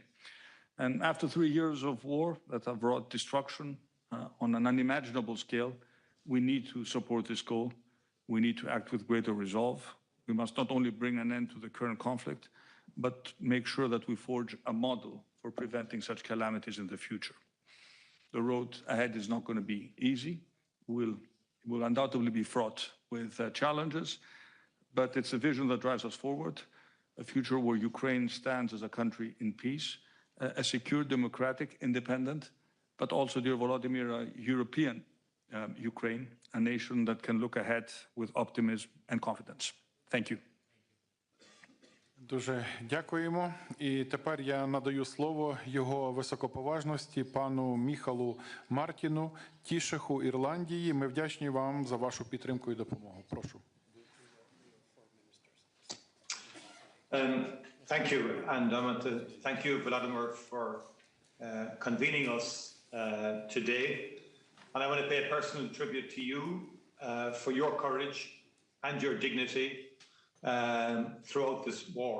I can recall 3 years ago at the EU Council meeting when you spoke to us on the eve of the illegal and brutal invasion of Ukraine by Russia. And we were struck by your courage then. You took a decision personally to stand your ground and to lead the resistance of the people of Ukraine. And so did the people of Ukraine, who have earned the admiration of people all over the world for their extraordinary courage and their resilience in the face of incredible odds. We think of all of those who have lost their lives in protecting their homeland and in defending their people. And we think of all the children who have been abducted, which is an appalling war crime in itself and reminds us that there simply has to be accountability for war crimes of that magnitude and of that kind. And we will work with our colleagues in ensuring such accountability. For a small country like Ireland, the international rules-based order is ultimately the only basis for our security. And that is why the war that Ukraine has been defending, or defending its integrity and sovereignty, is so important for small nations all over the world. You are protecting and fighting to uphold the principles of the United Nations Charter, and in terms of sovereignty and integrity, but also in terms of the rules-based order. And that context, Europe has been unified, has been firm so far. And we in Ireland stand with you, and we do need to say more, we do need to spend more, and we need to do more. And Ireland will contribute more financially on all fronts and in all areas, and will strengthen our commitments on that front.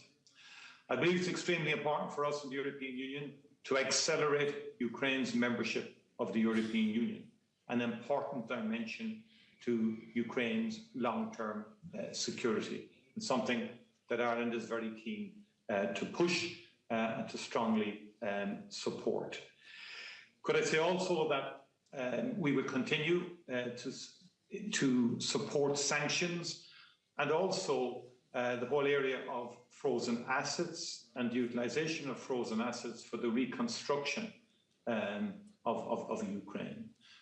Because those who engage in illegal and brutal invasions and who breach the very basics of international rules and sovereignty have to know that ultimately there has to be a price for the destruction that has been wrought as a result of this war, particularly the destruction of the civilian and energy infrastructure of Ukraine itself. And the next European Union summit, the emergency summit being convened on the 6th of March, will be a very important moment for concrete actions, which Ireland will strongly support, both the Commission and President Costa in the agenda that they will bring to the table on that occasion.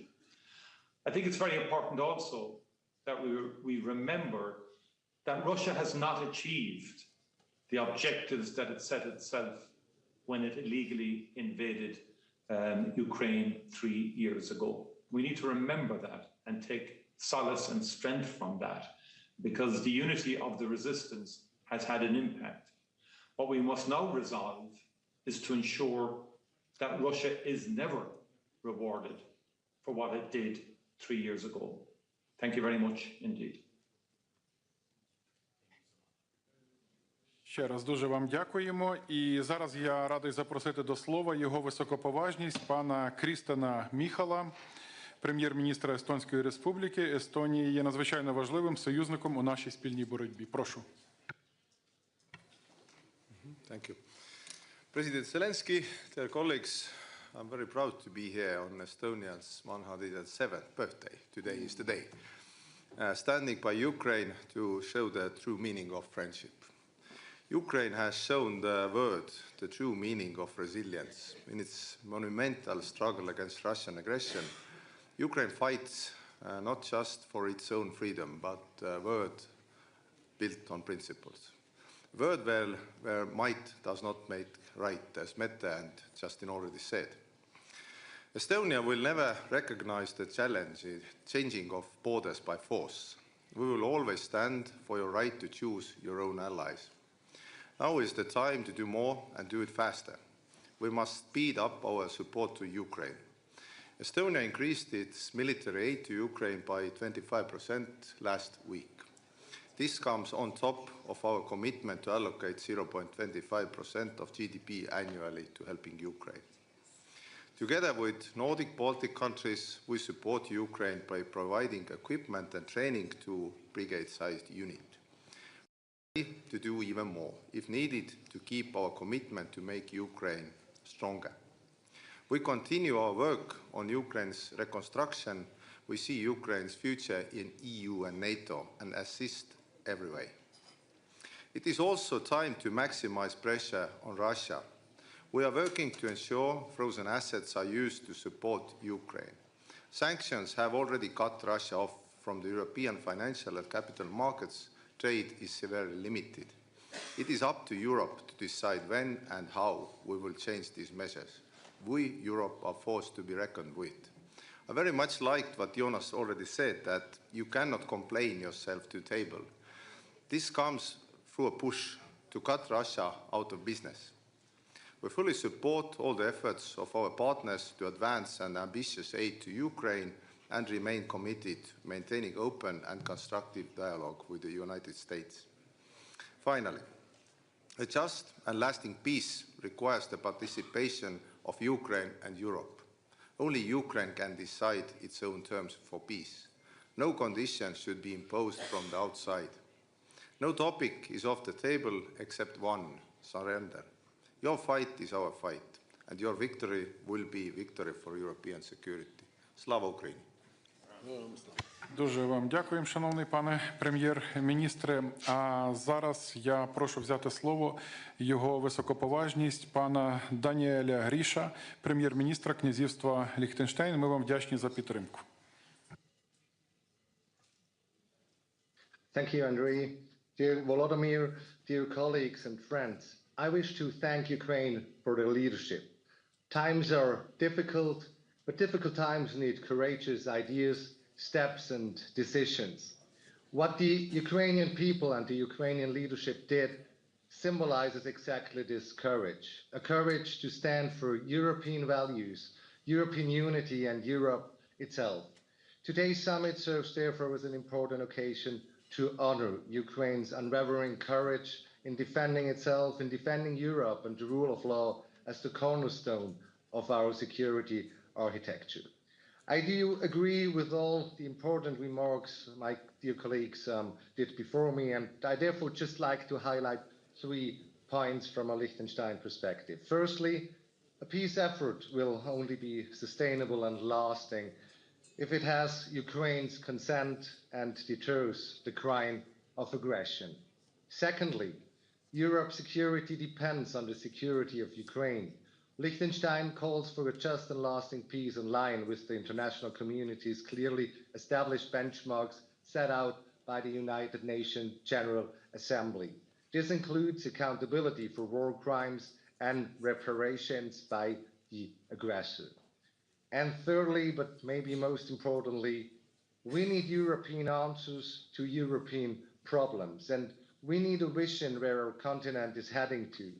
I am therefore thankful for the words of EU President Ursula von der Leyen, the words of President Zelensky, and the ones that spoke before me. As most of you know, Liechtenstein reached out in the last month to receive your vision and the thoughts about Europe in these challenging times, and especially against the background of Russia's war in Ukraine. These days, all of you will receive a copy of the Book of Europe. You can see behind me with the subtitle First-Hand Visions of the Future of Europe, which will be released this very Thursday at the Council of Europe in Strasbourg.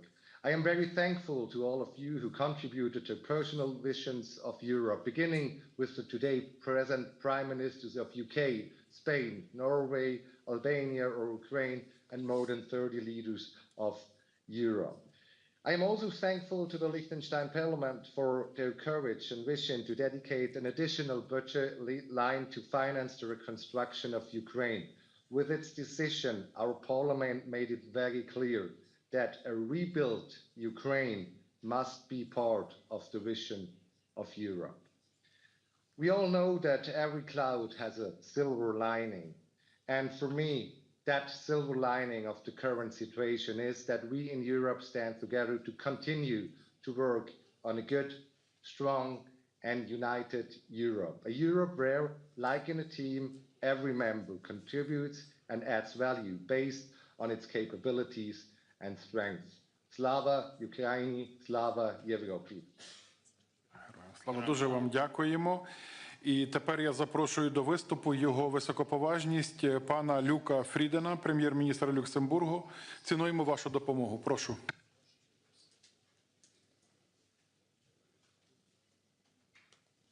Dear colleagues, 3 years ago, no, I should say 10 years ago, Russia launched an illegal war of aggression against Ukraine. But all those years, Ukraine's resilience remains unshaken.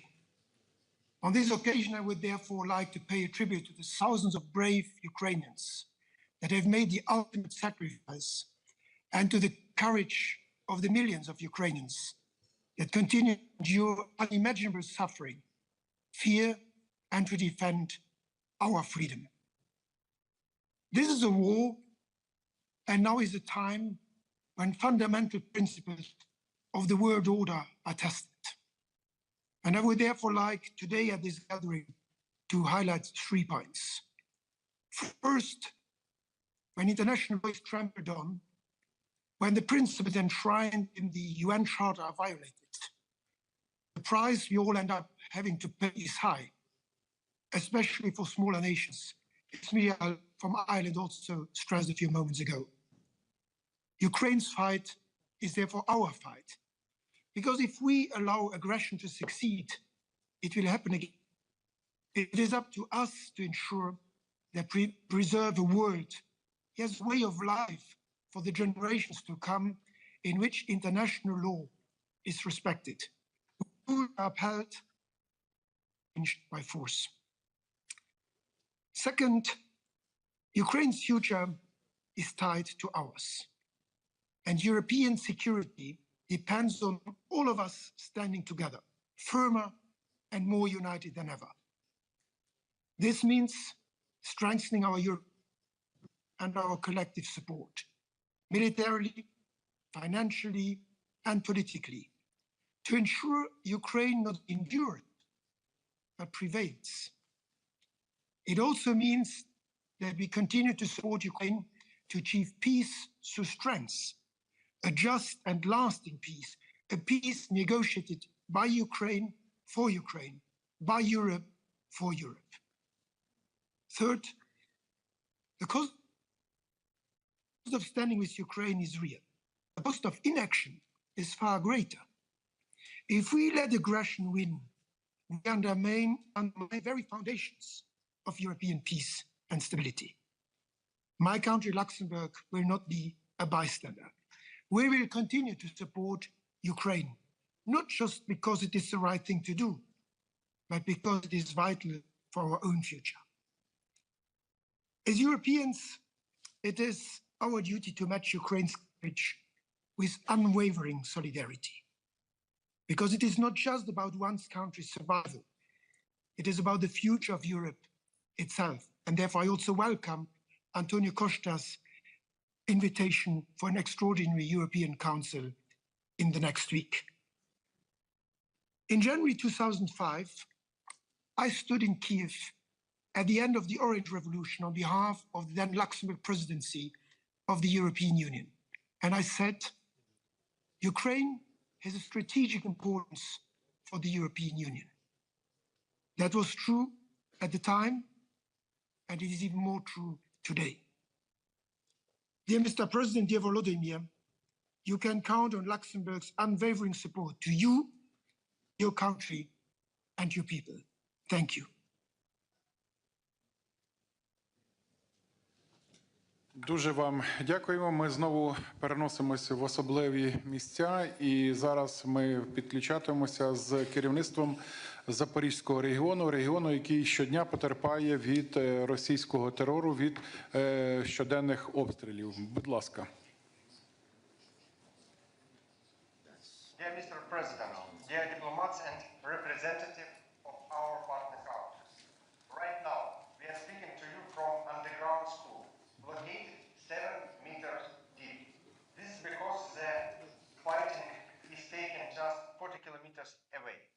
And enemy missiles can reach Zaporizhia in under 1 minute. That is why 60,000 of our children have to study underground. Right now, behind me, the children are holding photos of destructions of enemy bringings to our region every day. Every day, our enemies fires missiles, Gwildin bombs, and Shahed drones cross the region. As a result, over 17,000 buildings were damaged. As an example, during last day, the enemy attacked the Zaporizhia region more than 400 times. Despite all this, we stay strong. At the same time, here in Zaporizhia region, thanks for support of Ukrainian people, President Volodymyr Zeleensky and our international partners, our region continue to support life of hundreds of thousands of people. We are keeping schools, kindergarten, hospitals, and other critical infrastructure operationally and much more. For over 1 million people who left the occupation, Zaporizhia has become a logistic hub, and over 200,000 IDPs stay here. All these people are dependent on your support, dear international partners. We can only stand up to the aggressor with uniting of efforts.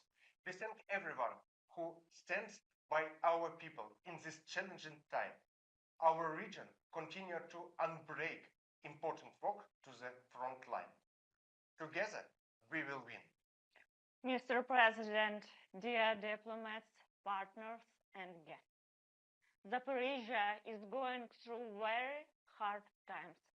Every day, the enemy attacks us that takes the life of our people. Even with dangers, we keep working. We make sure the city function, repair buildings, and help people. Thousands of the workers, rescuers, teachers, and volunteers work day and night, sometimes for days without rest. Right now, we are speaking from an underground school built in Zaporizhia with the help of the President and First Lady. For the first time in 3 years, children have returned to school. They sit at their desks and meet their classmates. Teachers finally saw all their students together. There are already several schools like this, but they are more than just schools. They are a symbol of their strength and hope. We thank everyone who support us. Zaporizhia is a city of strong and brave people. We will stand until peace comes to our land. Support to Ukraine, together to the victory.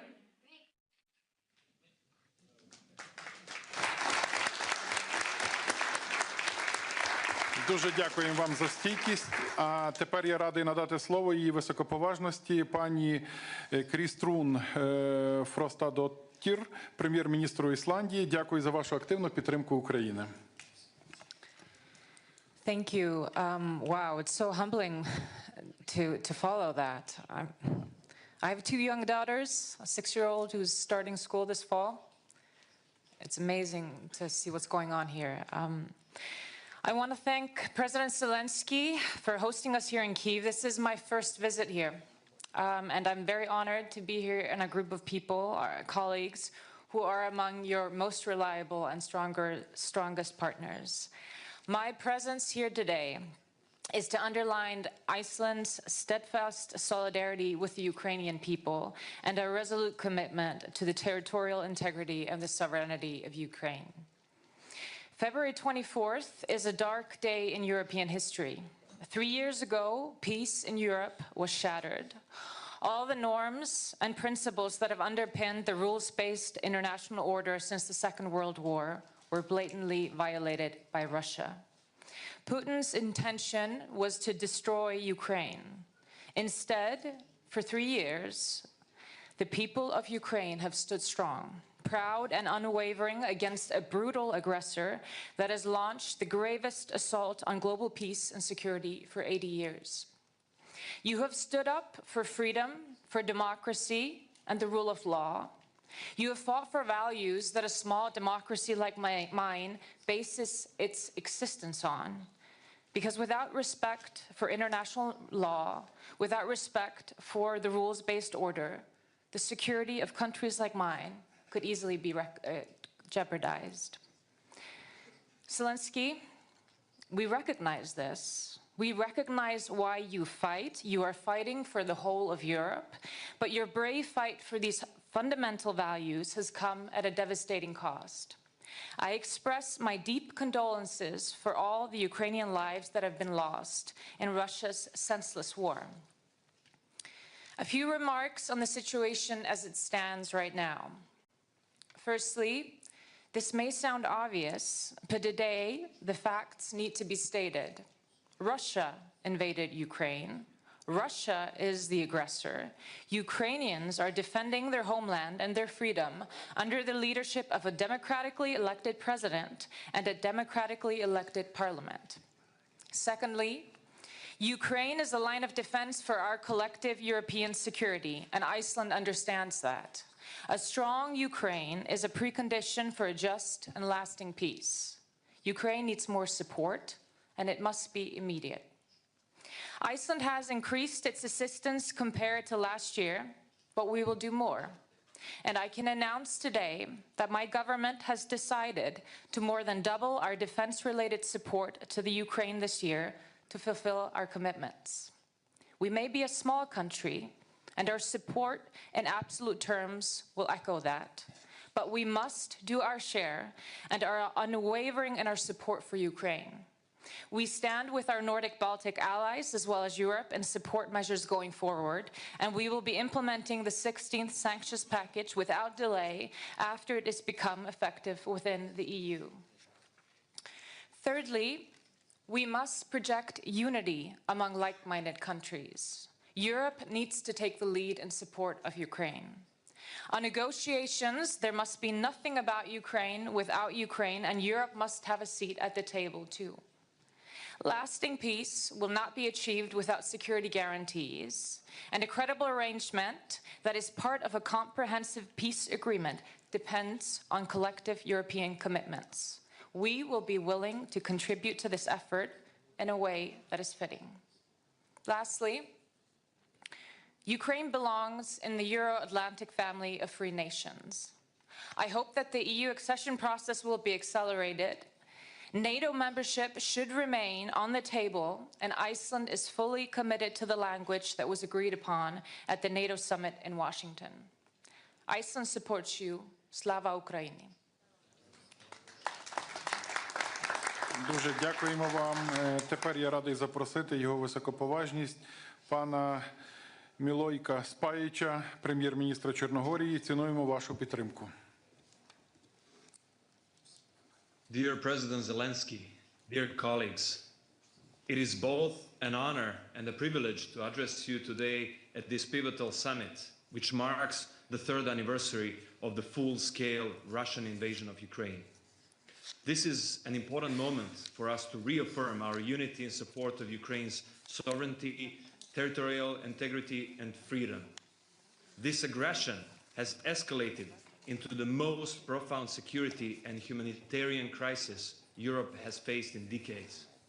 For the last 3 years, we have witnessed the horrors of war and daily attacks on Ukrainians, their homes, and their lives. Yet, they are still struggling for their homeland. But this is not only a fight for Ukraine. This is a fight for freedom, justice, and peace across the globe, aimed at preserving a world where dialogue, not war, resolves disputes. We in the Western Balkans have felt the destabilizing effect of this conflict too. For years, Russia has waged hybrid economic and information warfare aimed at undermining the security of the region.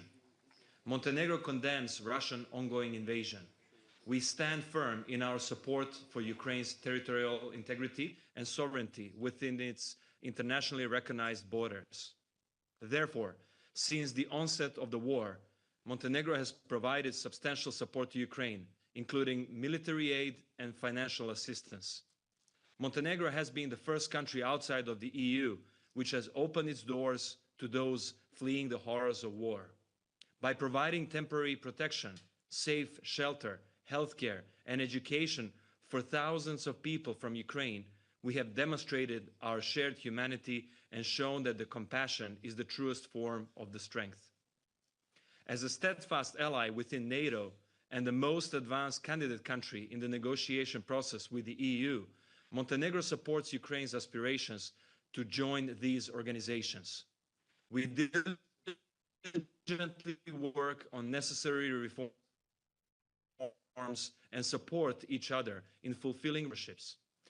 Moreover, our two countries are currently negotiating an agreement on security cooperation and long-term support. This agreement will strengthen our defense and security ties, focusing on military assistance, defense industry collaboration, intelligence sharing, and countering cyber and hybrid threats. In addition to that, in close cooperation with our EU and NATO partners, Montenegro has fully aligned with sanctions against Russian Federation, targeting critical sectors including finance, energy, transport, and technology. Ladies and gentlemen, Montenegro knows very well the price of peace, the importance of independence, and the sacrifice it demands. Our history has taught us that freedom is a gift earned through resilience, unity, and unwavering resolve.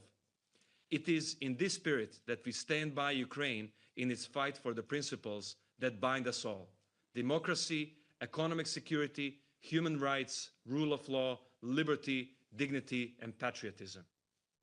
While Montenegro strongly supports the beginning of diplomatic efforts to resolve the conflict, it is essential that any peace be fair, just, and uphold Ukraine's sovereignty and right to chart its own path and orientation for the future.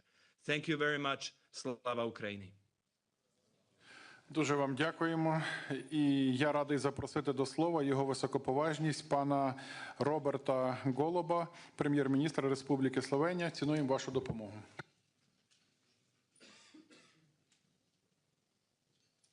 Dear colleagues, today we mark a grim anniversary, 3 years since the start of the Russian brutal, unprovoked and illegal aggression on Ukraine. 3 years of gross violations of international law. Russia has ruthlessly trampled all principles and norms that the international community together agreed to guide us in our relations. Today, even more than usual, my thoughts are with the families, friends, and close ones of all the Ukrainian victims, with all the Ukrainian people. We have said it so many times, and we will continue saying it with the same vigor. Slovenia stands in solidarity with the Ukrainian people as they defend their homeland. And they are not fighting only for their country, but for our common values: freedom, democracy, and human dignity. Slovenia is a staunch supporter of the international law. We all want end of the aggression, but it matters greatly how the peace process ends. The result of the peace talks will determine the future of the European security, and this cannot be decided without Ukraine and Europe. We need a lasting solution and a just peace, based on the UN Charter. We remain a strong supporter of Ukraine on its European path. Decision about the Ukrainian NATO membership is, as agreed at the NATO summit in Washington, irreversible. It must remain at the negotiating table. Slovenia, especially in its capacity as a member of United Nations Security Council, will continue sparing no effort in being active on the diplomatic front in helping Ukraine achieve just and lasting peace with sufficient security guarantees. Many important things have been said today, and I'm glad we gathered in such a big number and showed such strong and unwavering support for Ukraine. Let me just fully support the Finnish President Alex Stubb elements of the process he laid out earlier. We should work along those lines he presented with unity and due diligence. Thank you for your attention, and Slava Ukraini. Дуже вам дякуємо. Зараз маю честь надати слово Руслану Стефанчуку, голові Верховної Ради України. Прошу вас, пане голово. Thank you. Dear colleagues, I'd ask you to give the headphones, I'll speak in Ukrainian. Шановний пане президенте, шановний пане прем'єр-міністре, шановні панове президенти, прем'єр-міністри, шановні колеги, високоповажні пані і панове. Насамперед, для мене є великою честю сьогодні звернутися до вас тут, у такому потужному зібранні. Я тільки що повернувся із засідання Верховної Ради України, засідання українського парламенту. І ви знаєте, як і 3 роки тому був наповнений зал, як і 3 роки тому ми почали з небезпеки у вигляді повітряної тривоги, і як і 3 роки тому ми готові робити все заради української перемоги.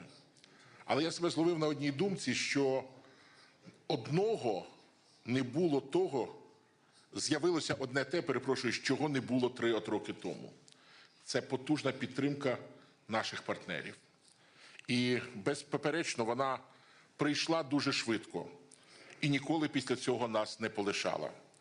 І користуючись цією нагодою, я хочу передати вам великі слова щирої вдячності від імені українського парламенту за послідовну підтримку і допомогу, які усі ці 3 роки так невтомно ви надаєте Україні і українському народові. А ще я хочу подякувати парламентам ваших країн. Я пишаюся тим, що спільно нам усім вдалося консолідувати міжнародне парламентське товариство. Ми змогли зберегти єдність міжнародної демократичної парламентської спільноти. І ми хочемо зберегти нашу трансатлантичну єдність, яка є важливою запорукою демократичної єдності. Дорогі друзі, зарубіжні парламенти у своїй синергії з главами держав і урядами приймали і продовжують приймати важливі рішення задля посилення України і стримування держави-терориста. Дозвольте повідомити вам, що потужний голос парламентаризму світ почує і в день 3-х роковин російської агресії, оскільки понад 20 спікерів і президентка Європейського парламенту виступили спільно із заявою на підтримку України, і її текст ми невдовзі оприлюднимо. Це називається парламентська відповідальність, солідарність і єдність, які нам треба ретельно оберігати. Шановні друзі, ми і надалі зробимо все для того, аби питання військової, фінансової, енергетичної, гуманітарної, політичної підтримки Україні залишалося у фокусі уваги парламентських кіл демократичних країн світу. Адже боремось ми за свою землю, і наша боротьба є істиною. Адже саме ми є жертвою злочинної агресії. І саме ми прагнемо завершення цієї розв'язаної проти нас війни та досягнення справедливого і тривалого миру. Завдяки лідерству президента України Володимира Зеленського раз і назавжди стала на шлях до інтеграції до Європейського Союзу і Україна. Сьогодні ми країна-кандидат на вступ, яка от-от відкриє переговорні кластери. І ми виконуємо своє домашнє завдання і гідно пройдемо цей складний, але єдино можливий шлях. Але водночас ми дуже просимо вас продовжувати підставляти нам своє плече, допомогти вирватися з імперіалістичного російського гніту і впливу. Як народу і країні, які поділяють ваші цінності і хочуть бути частиною європейської цивілізації, ми хочемо повернутися до нашого європейського дому. Суть і поведінка Росії вимагають вирішення питання гарантій безпеки України. І маю підстави стверджувати, що найдієвішою з них прогресивне міжнародне парламентське середовище, як і український парламент, вважає членство у Північно-Атлантичному альянсі. захищена і сильна Україна не лише зможе протистояти будь-якій агресії, але й продовжувати робити унікальний внесок у зміцнення архітектури європейської безпеки. Пані і панове, сьогодні треті роковини війни. Сьогодні чи не найвідповідальніший момент подальшого розвитку подій. І сьогодні ви, як справжні друзі і партнери, приїхали до Києва або звернулися з відеопосланнями. Бо всі ми добре усвідомлюємо, що нас зібрала не лише дата. Нас зібрала висока відповідальність за майбутнє нашого європейського і світового дому, де має панувати демократія, справедливість і розвиток. Тому будьмо гідні цієї високої цілі. Дякую вам за увагу і слава Україні! Дякуємо, пане голово. Зараз ми знову переміщуємося в особливе місце української стійкості, в черговий прикордонний регіон Суми. І я маю честь запросити до слова тимчасово виконуючого обов'язки ректора Сумського державного університету Івана Козія. Вам слово. Mr. President, esteemed representative of partner countries, dear guests, the city of Sumy stands today on the front lines of our country's defense. Our community, alongside the armed forces of Ukraine, is heroically fighting for independence and the future of the next generations. We address you from Sumy State University, whose building was recently destroyed by Russian airstrikes. The enemy seeks to destroy Ukraine's future and block access to education.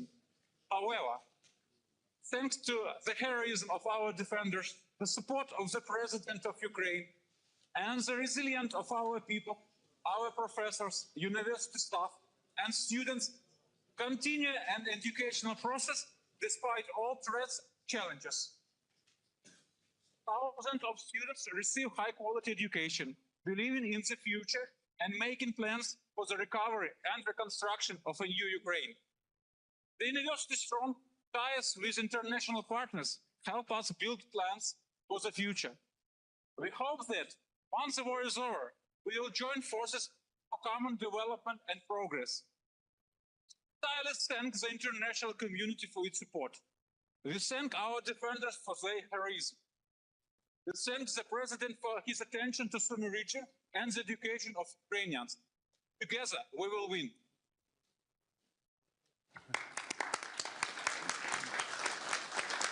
Дякуємо вам за вашу стійкість. Повертаємося до наших найближчих союзників. І зараз я радий запросити до виступу його високоповажність пана Антоніо Таяні, віце-прем'єр-міністра, міністра закордонних справ Італії. У цей вирішальний час для Європи цінуємо сильну підтримку Італії. Прошу.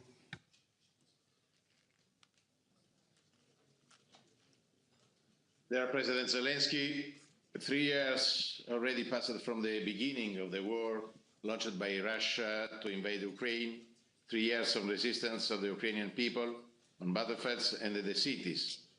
The Ukrainian people show the courage on the front line, but also in their everyday life. Today, we join you in paying tribute to them. In all this time, the Italian government has been at your side in the effort for a just peace. This cannot be a surrender of Ukraine. Italy is working with its friends and partners for peace. Peace is our goal. There will be no negotiation without Ukraine and without Europe. It's impossible to achieve an agreement in favor of peace without Ukraine and without Europe. This is very important for us. Peace must come with strong security guarantees for Ukraine. It must be real, strong and lasting to prevent Europe from facing war again. We look forward to discussing together the future of Ukraine, its reconstruction, cultural exchange, trade.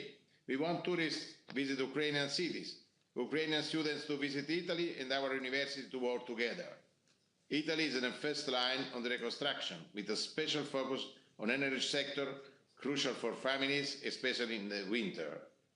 We are working hard together for organizing an international conference on reconstruction that will host in Rome on the 10 and 11 July. And we want to organize a big success for Ukraine. For 3 difficult years, Italy stood with Ukraine. and it will continue to do so, for a future of peace, growth, prosperity, and most importantly, freedom. Slava Ukraini! Дуже дякуємо вам. І зараз я маю честь запросити до виступу пана Дениса Шмигаля, прем'єр-міністра України. Прошу вас, пане прем'єр-міністре. Дякую. Distinguished leaders of Europe and the world, Excellencies, Mr. President, dear colleagues, partners, first of all, let me express the highest appreciation and gratitude to all of you, to your countries, to your nations, for your unwavering support during these 3 years, from the very beginning till today, till our victory, till our mutual victory, I would say. Today we stand at the epicenter of historic events that will define the future of our countries, our people, and the values we cherish. For 3 years, Russia has waged a brutal full-scale war against our country. Its goal is not only to destroy Ukraine, but also to dismantle Europe and the global order itself. They intend to destroy the Europe that gave birth to democracy, the Europe where human dignity and human rights are paramount. For years now, Russia has been waging a hybrid war against European nations, and this reality can no longer be ignored. The enemy targets our core values: freedom, human rights, unity, and cooperation aimed at building our common future. The Kremlin seeks to fragment the European continent piece by piece, aiming to dominate each part individually. Only through collective unity we can effectively resist this aggression. Right now, no country in the world has more frontline experience effectively confronting Russia than Ukraine. Behind us stands a battle-hardened army and an innovative defense industry. Ukraine holds the keys to Europe's energy independence, critical raw materials autonomy, and the potential to establish a major manufacturing and logistical hub for the entire continent.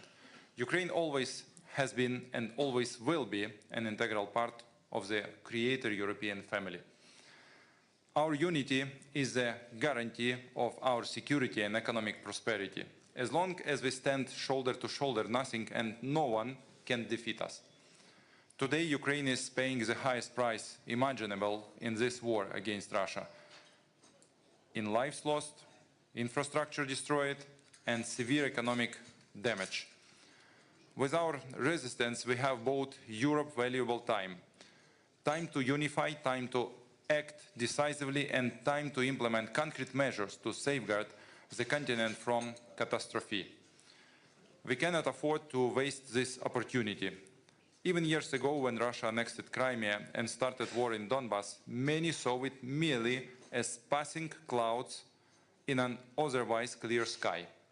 Today, a massive storm of war rages at the heart of Europe, a storm that could at any moment move further west. That is why now is the moment for decisive and unified action to protect European security. Ukraine is already doing everything possible to defend our shared home, and we will continue to do so. We trust that Europe and the entire international community will respond with courage to this defining moment through decisive actions, visionary leadership, and unwavering solidarity. It's time for a strong, united Europe, a Europe in which a strong Ukraine takes its rightful place. Thank you for your support. Thank you for your participation in today's forum. Slava Ukraini! Thank you. Дякую вам, шановний пане прем'єр-міністре. Тепер я запрошую до виступу його високоповажність пана Петера Кмеца, віце-прем'єр-міністра із відновлення, стійкості та використання єврофондів Словаччини. Цінуємо надану вашою країною допомогу. Прошу. Thank you very much, dear President Zelensky, Your Excellencies, ladies and gentlemen. Thank you for the opportunity to address this assembly.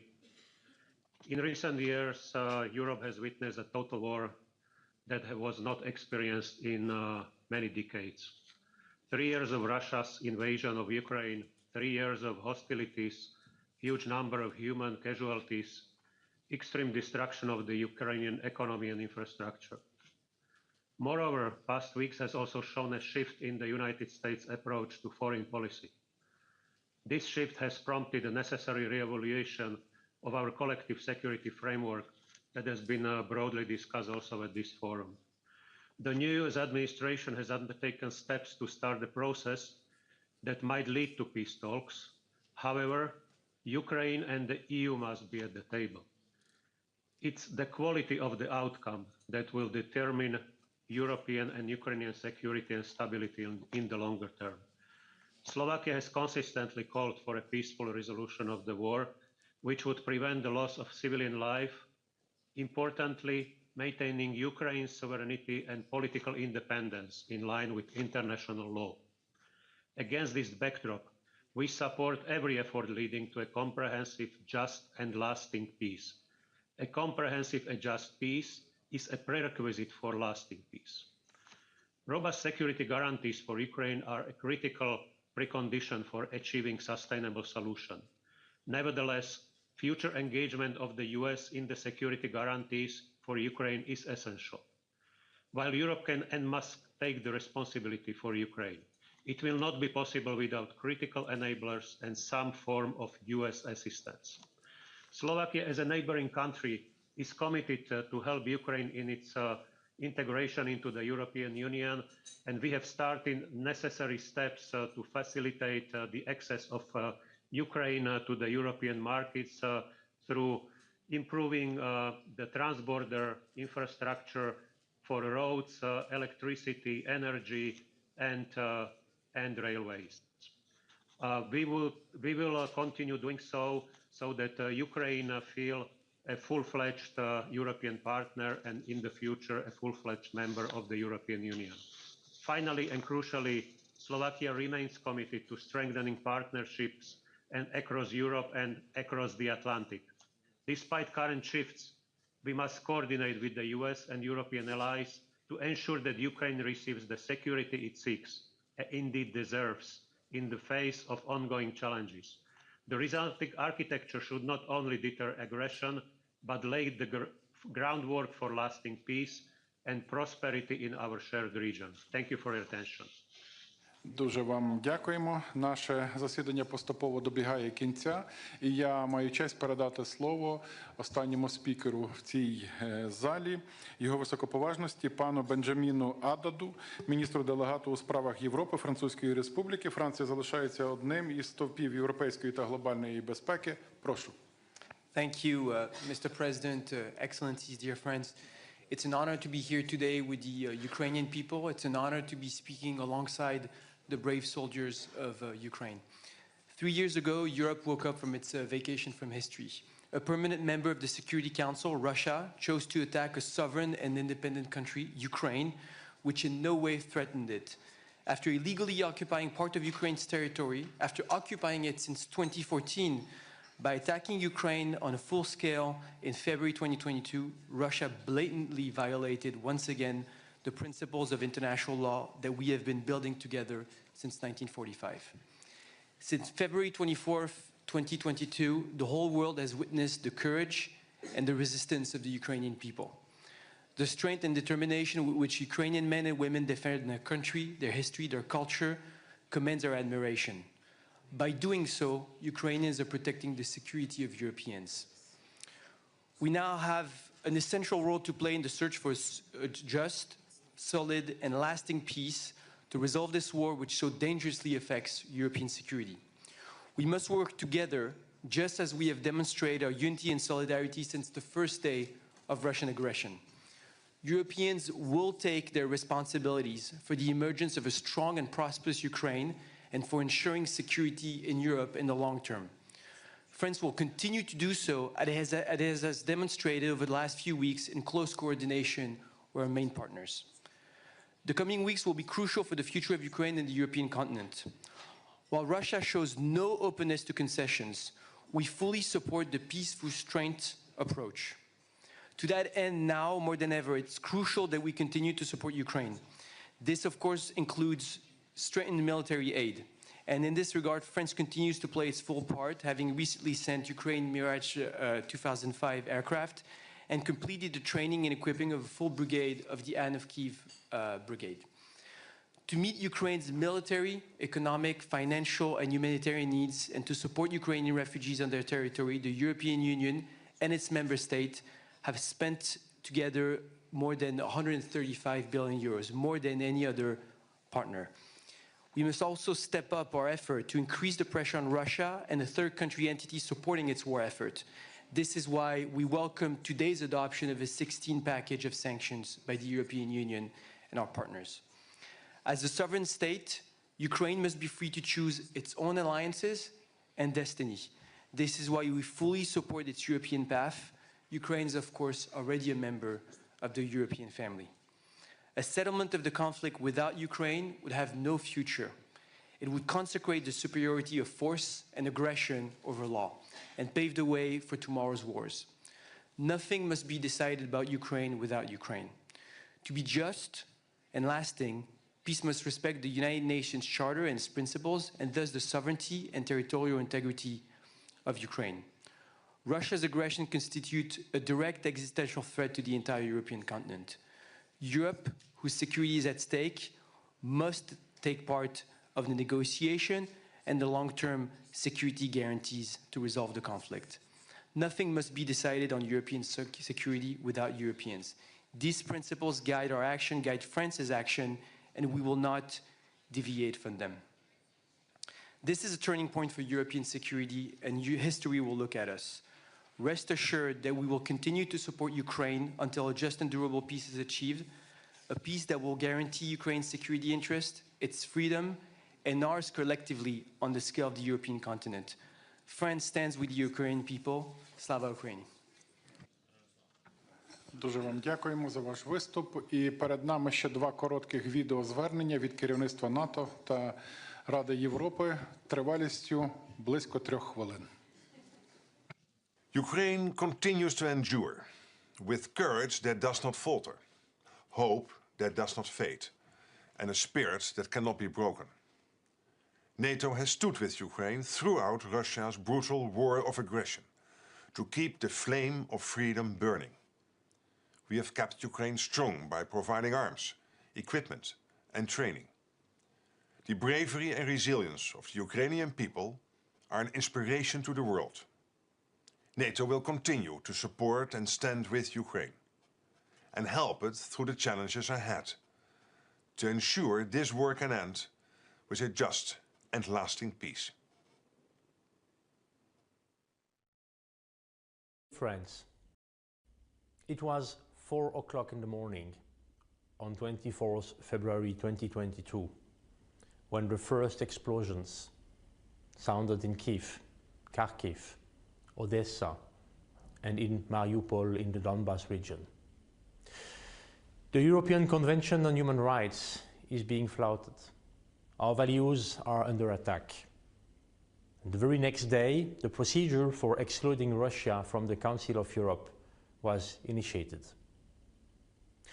3 years on, our support is unwavering.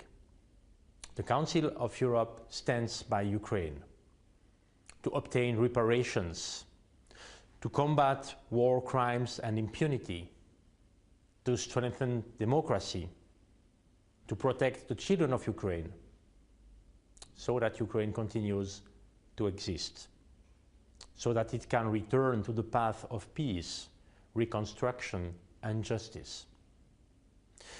Because Ukraine's future is European, we are writing this future together, based on the values we share, those of a free and sovereign Ukraine, those of a just and lasting peace, the values of a strong and united Europe throughout our continent and the world.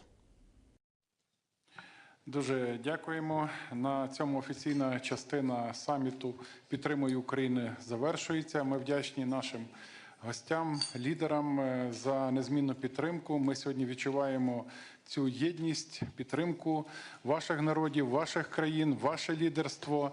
І оголошую наступний елемент програми – спільну прес-конференцію. Дякуємо.